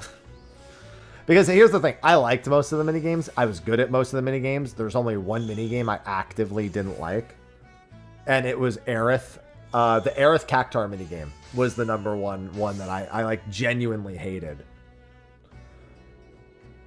And I get that the original 7 is full of minigames. They do minigames for a lot of the story advancement. And yeah, it's iconic to 7, and even just older Final Fantasies in general, to be full of little like mini games that progress the story. That's not what happened here, though. Yeah, and checklisty open world stuff, depending on the game, I can like or not like. Most of the time, I'm just okay with it. And Rebirth was a just okay moment at best, because I totally am beyond wanting checklisted open worlds. It's there to get you to play the game longer. Sometimes it can offer some interesting content, but a lot of the times and Rebirth uses it as a means of gatewaying you to other optional battle content. Like, you know, you need to make sure you do all the stones so you can get the summons, and then you want to be able to get to Gilgamesh's island and whatnot. But I don't need checklisted open worlds. I don't need them. And if the third game doesn't do that, I think it'll be better for it.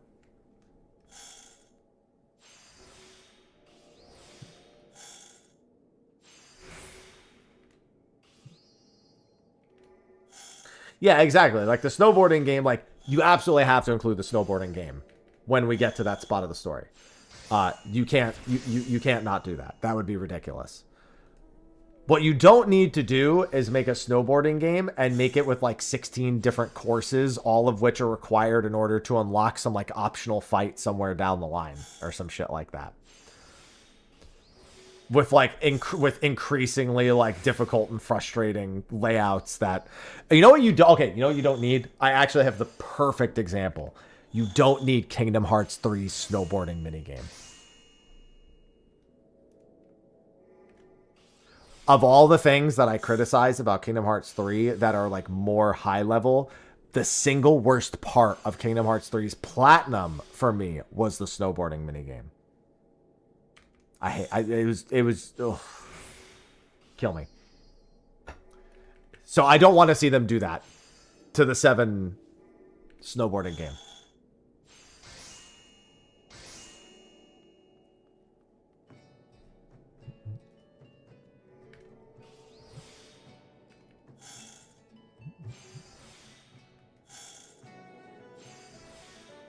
But I overall really enjoyed Rebirth. I had a lot of really positive moments.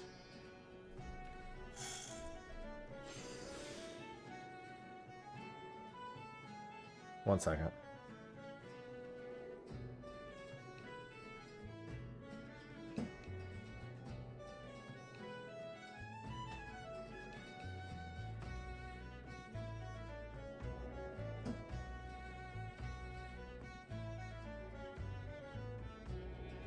Bacon, do you want out?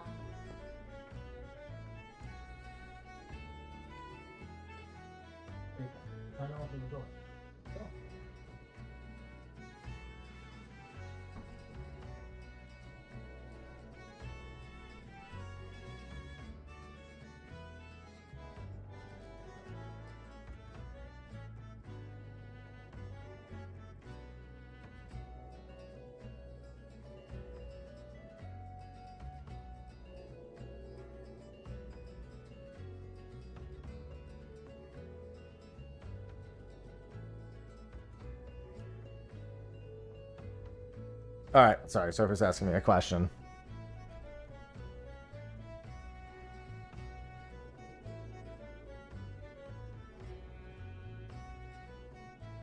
All right, there we go.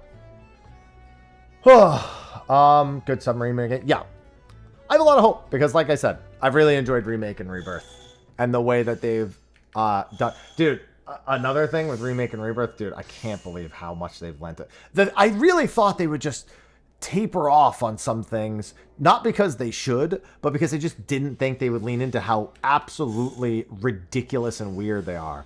And Don Corneo is definitely on that list.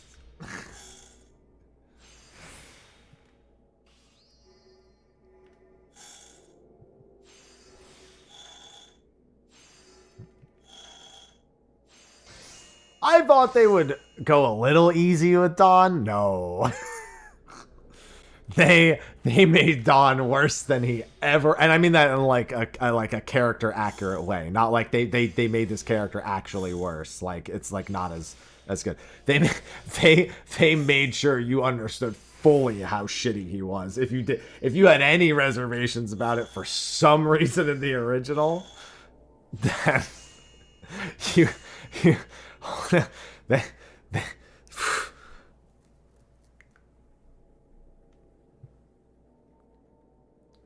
Jesus Christ. That is all.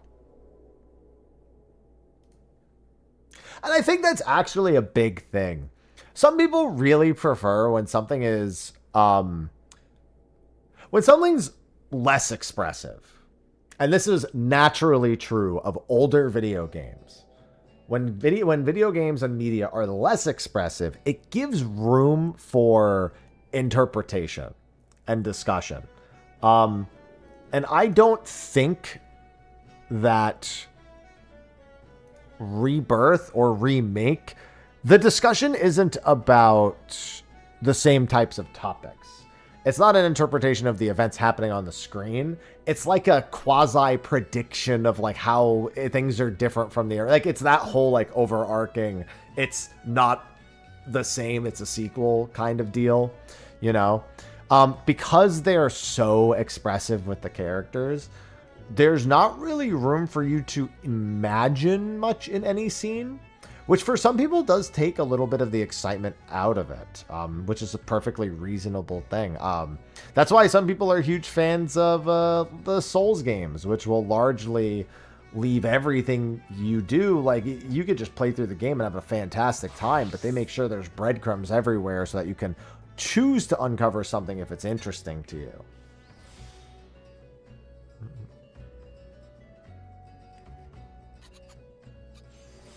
Yeah, their reason for not making Sephiroth as mysterious in Remake and Rebirth makes sense. Unfortunately, he's too well known in the video game industry to really give him... They said that in the original, Sephiroth was basically Jaws, was what they said. They couldn't do that again. Like, once you've seen the shark in Jaws, like, that's it. You've seen the shark. You can't unsee the shark.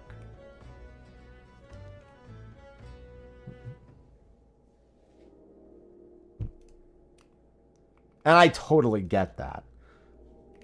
But how you handle that can... How you handle going from not being... I mean, there were sequels to Jaws. You know, it's fair enough to say that that's, you know...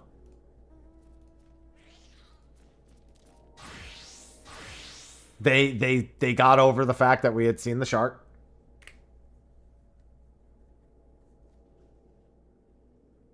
See, I love the Midgar Zolom scene. Well, let me rephrase. I enjoyed the Midgar Zolom scene under the pretense we already know. Like, okay, I will say this. If you never played the original, then whether or not you like that scene is a little bit harder to... How do I put it? It's harder to quantify the change. Because it's really changed because they already know the people who played the original watching and experiencing it. They know the Zolom was killed. And in the original, again, it's used as a Jaws moment. It's used as a, oh, this boogeyman is doing these things behind the scenes. And we don't really see them very often. You know? And here's the aftermath of something they did. How you get there is entirely up to you to interpret.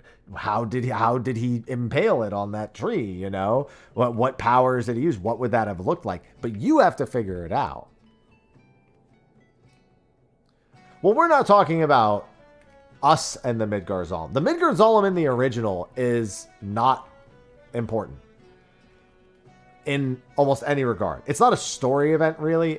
It is there to get you to kind of understand how chocobo breeding works. Or I'm sorry, how chocobo catching works. It's there to introduce a game mechanic. But then, on the back half, is used as another Sephiroth Jaws moment. So, you have two ways of going about that with Rebirth. you can do it the same way where they go through and they fight the Zalem. And, I'm sorry, you go through and you just completely avoid the Zalem and you see an impaled Zalem at the end.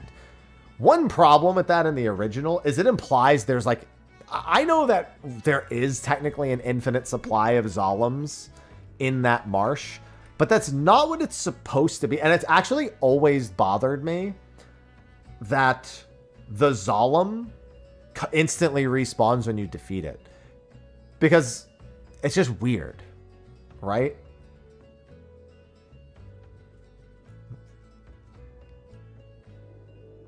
And honestly, even the Zalem being impaled and the Zalem still endlessly being in the marsh, I don't know. That continuity has always bothered me. That effectively it's just like the Zalem laid eggs and it's just like there's like an infinite supply of Zalems that just like roam around. Because it makes seeing what Sephiroth, because I love the idea of we fight the Zalem, we fail to defeat the Zalem, we see Sephiroth has destroyed the Zalem and has impaled it without seeing anything between. That way of storytelling makes more sense to me than the way that they do it in the original. Did I get it? Sophie got Pokemon ZA. I don't have a Switch 2. She has a Switch 2, so I've been watching her play. So, like, my ideal way of handling that is you fight and fail to defeat the Zalem and have to go back and figure out a way through. And then when you return, the Zalem's killed and you don't see anything in between. That, to me, makes the most sense. It's almost implied, but it just doesn't really present that well in the original. What they went with instead is you attempt to fight the Zalem. You win the fight, but you still technically don't defeat the Zalem. It retreats. It takes one of your party members. And then Sephiroth comes by and shows you that he's a badass.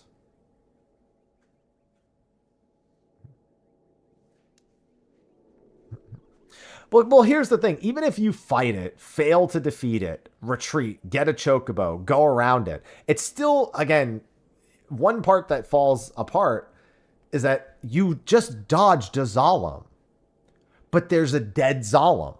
So again, are there just infinite Zalems? The story didn't seem to imply that in the original. It's like, yeah, the marsh is full of Midgard Zalems. It goes, no, the Midgard Zalem is, you know, this legendary creature that lives and attacks anything that tries to go through the marsh.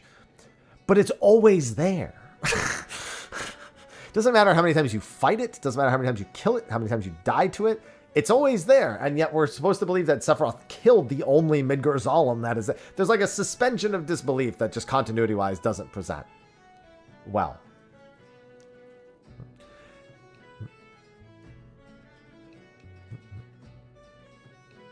Yeah, and you know what? That's the thing. When it comes to old games, that is a normal thing. There has to be a suspension of disbelief. Because if you sit here doing what I'm doing right now, it overshadows the point of the impaled Midgard Zalem. You know what I mean? The point of that thing is just to give you another thing that this very unseen foe, like you've seen him in a flashback at that point, you have some idea of his power, but it's just another, again, it's a Jaws moment. It's a, you know what the shark has done, but you haven't seen the shark. It's just again, it's a repeat of that. Yeah, it's just, you have to forego the whole game to plot because it's not meant to make sense. And they just couldn't capture a Jaws, but they by their own admission, Sephiroth is too well known, so giving him Jaws moments now doesn't work quite the same. Instead, they go for shock and awe. Because if you've never seen, like you fought, at this point you fought Sephiroth in a game, you've seen some crazy shit he can do, there is no more way to give him the Jaws treatment. Like, you can't do it. So he has to be present and doing the things that make you go, that's crazy. So what he does to the Zalem within the context of the story not treating him as Jaws makes a whole lot more sense. Doesn't mean you have to like it more. Doesn't mean it's better, but it makes sense in the context that they built him and the way that he interacts with you throughout the game. Yeah, he's the guy from Smash. Yeah, everyone knows he's that guy from Smash. Okay, I'll be honest though, they didn't have to try hard to make Vincent better. And I'll also say this, Vincent might be better, but I will never forgive them for the Kate Sith section of the game. I think it would have been fine to have a Kate Sith section of the game. Not that one though. I'm never going to defend the Kate Sith section of the game. That was not good. Bottom line, not good. It's not even just a tad too long. Dude, fighting against... So the boxes is kind of annoying, but the fight against Yin Yang... Here's the thing. I like what they tried to do with Kate Sith. I don't like playing as Kate Sith. And not only... So when I don't like playing as Kate Sith, and then you make me fight the fucking monsters that are in the Shinra Manor... Oh my god.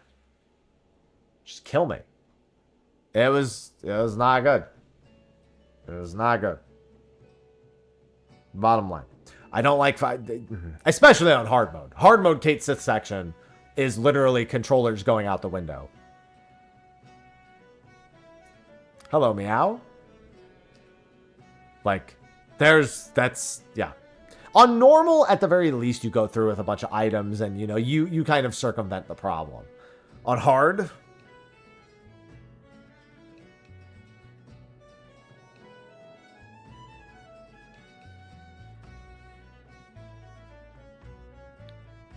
Remake hard mode was better than Rebirth. Rebirth had a lot more content on hard mode. But man, a lot of it upset me. Like, Hell House was the only thing that upset me in Remake. And even then, it didn't really upset me. I just had to play better.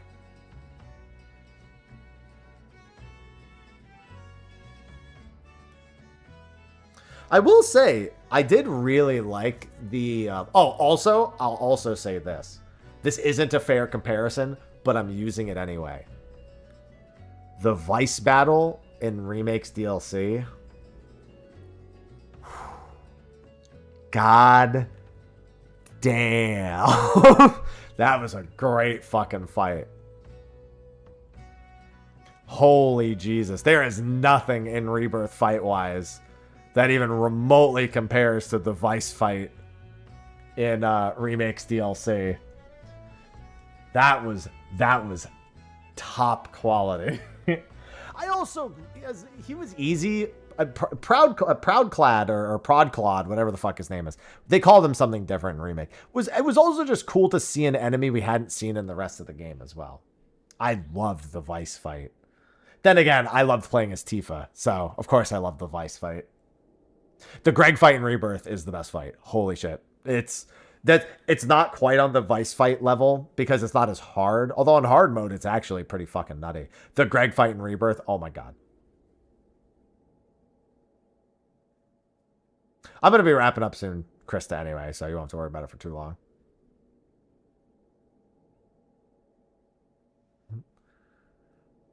Oh my god, that was great. Getting to it wasn't, but that one itself was good. There are a lot of things that work. And I am someone who really likes Fort Condor. I loved the card game, and I want more of it. I really enjoyed the minigame where you have to, like... I think you're defending the center point from, like, 3 different directions of monsters that are trying to, like, destroy your base. I forget what that one's called. It's the one in Gongaga. I mean, not Gongaga. It's the one in Cosmo Canyon somewhere. I really like that one. Some of the Gold Saucer minigames, like the Chocobo Racing, was really well done. Yeah, Crags and something. Yeah. Really like that one. Yeah, why do you need to restart? I guess you must have lost the account, would be my guess. Yeah. There's only really a couple minigames I didn't like. I like when games test me. Me? Gongaga.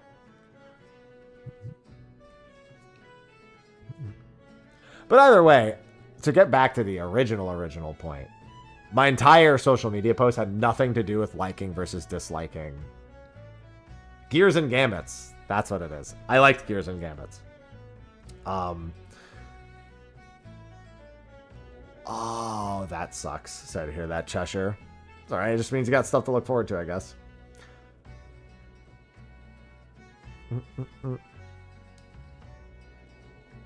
was I going with that? I forgot where I was going with that. Either way, yeah. No, the point of the social media post had nothing to do with an opinion on Rebirth. I just don't like the behavior. I just don't like clickbaity, constant posting. And that's all I see from a person.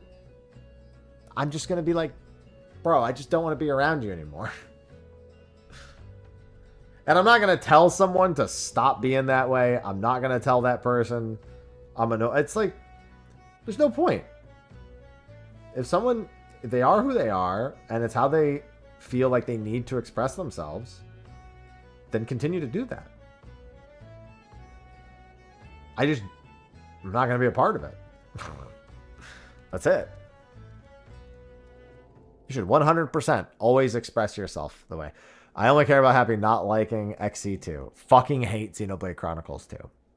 I went so easy on that game in my review because I could tell that, like, even though I didn't like a lot of parts of it, there definitely was a lot of parts that people would like. So, like, yeah, it's probably like an 8 out of 10.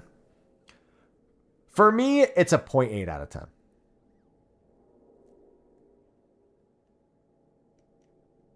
Unironically.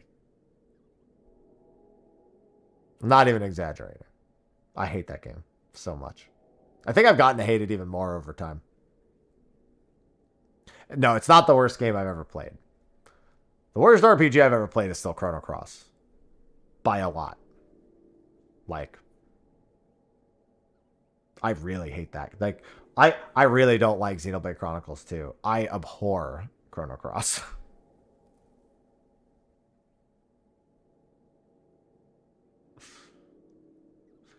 Like, I will take Xenoblade 1 over Xenoblade. And Xenoblade 3, bro, do you guys remember when I streamed Xenoblade 3? I went in like, yeah, I may not have liked Xenoblade 2, but I really like Xenoblade 1. So I'm hoping Xenoblade 3 will be good.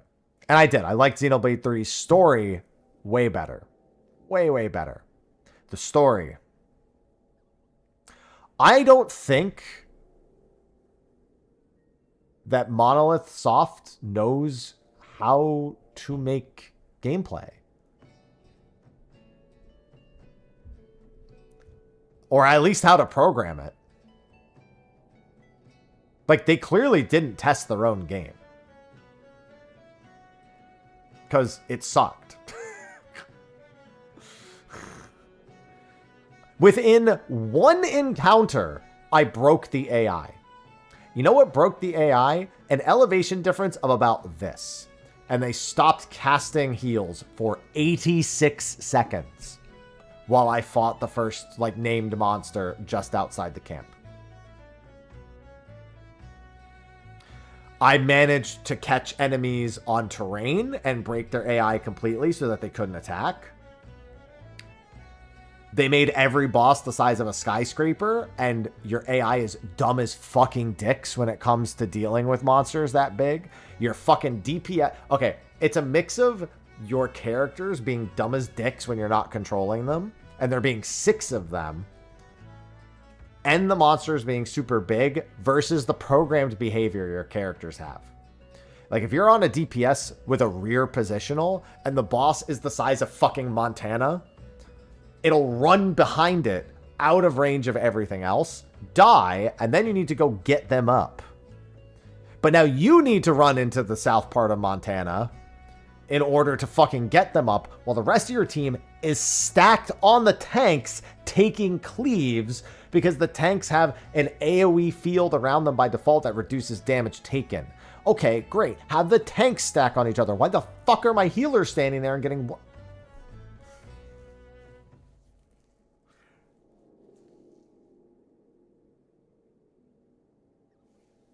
Yeah, I don't know why Xenoblade focuses so much on mass verticality in areas and then makes the fucking AI not functional in it.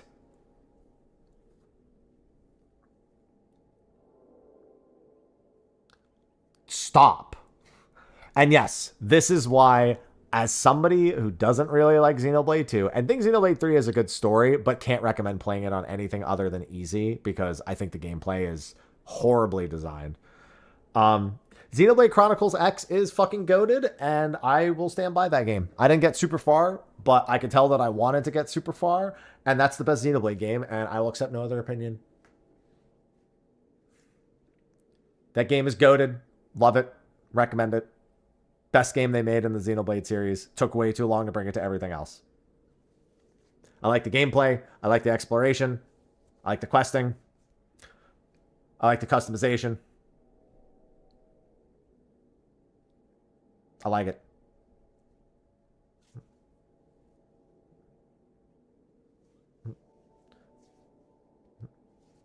I can definitely recommend. And that's if you're getting this from a certified Xenoblade Chronicles 2 hater and Xenoblade Chronicles 3 milquetoast opinionator, it's a big, big difference.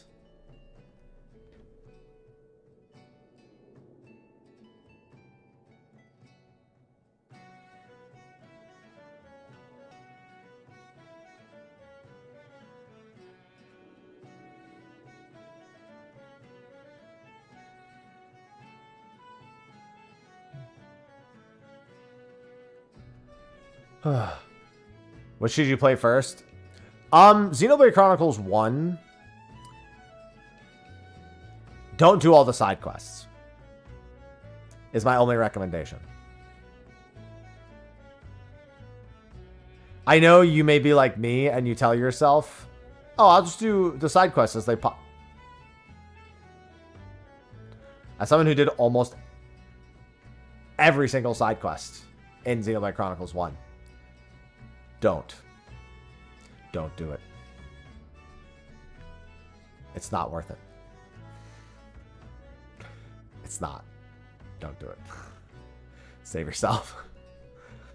I think most people will enjoy 2. I have issues. Some of the issues I have with 2 have been fixed.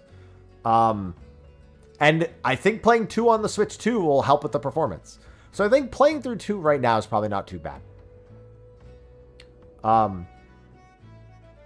Yeah. They changed quite a few things in Xenoblade Chronicles 2 after it released that actually like made it better and improved it. So I think if I replayed it now, I wouldn't even hate it as much as I did when I first played it. I probably would still hate it because field skills exist, and so does Tiger, and so does the entirety of the fucking story. But, you know, I'd like it more comparatively. Oh, yeah, another thing. It's funny how I always get through every Xenoblade Chronicles 2 discussion without bringing up single-player gacha. It's not paid gacha. But why? It doesn't even feel good. And then gachaing... Oh, God. So you have field skills, which require certain levels on certain blades to get enough of the field skills to, like, you know, break a rock to, like, or to clear a doorway or whatever, right? You know the different field skills. But then you have to gacha for the characters. And you have to hope to even get the characters that have the fucking field skills. Oh, my God.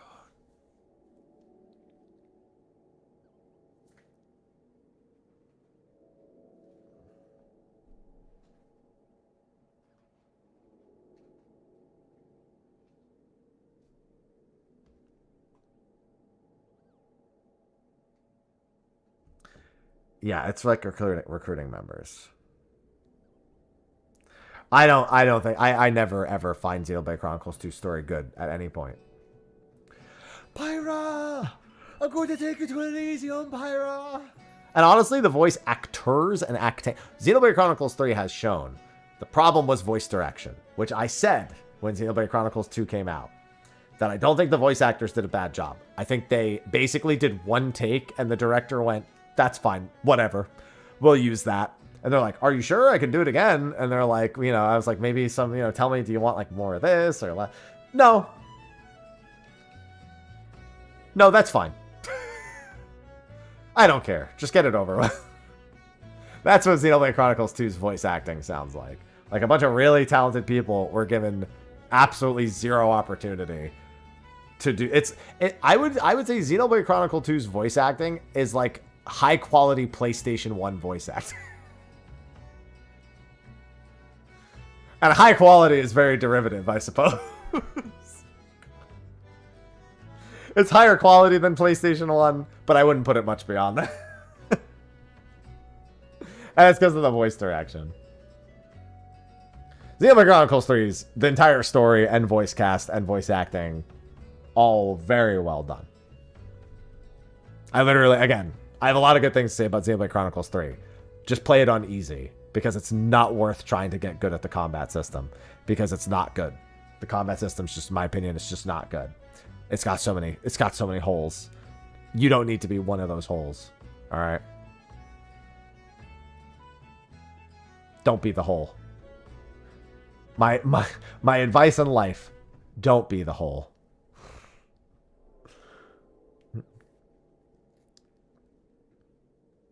You never want to be the hole. All right. With that, I was going to wrap about 15 minutes ago. I'm going to be doing a lot of 3 p.m.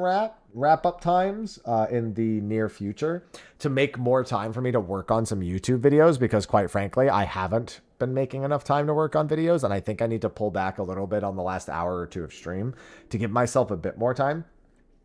Tomorrow, I have some other things going on where I am. So I'm going to start early tomorrow because of Dragon Quest. I am playing it tomorrow because I went to New Zealand and grabbed a copy. Or I'm sorry, I'm going to New Zealand in the morning to play, and then I'll be back in the US on Thursday. My copy will unlock at 6 a.m. tomorrow. Thank you, New Zealand. So I'm going to play it tomorrow. And I'm going to probably start early and end early because I have a driving appointment at 4 p.m. Pacific. So probably wrap at 3 tomorrow, just start 2 hours early. So 7-hour stream tomorrow. Friday, I'll be live very early. I believe the live letter is at 7 a.m. Eastern. So I'll probably be live at 6 a.m. Eastern. And then I'll be riding that all the way through to 5 p.m. for State of the Realm. That's what the current plan is. So that's going to be an extra long day. Them flights are fast. So I'm going to go grab some food, take care of some cat stuff, and I will see all of you fine ladies and gentlemen tomorrow. Until then, I bid you adieu. Bye-bye.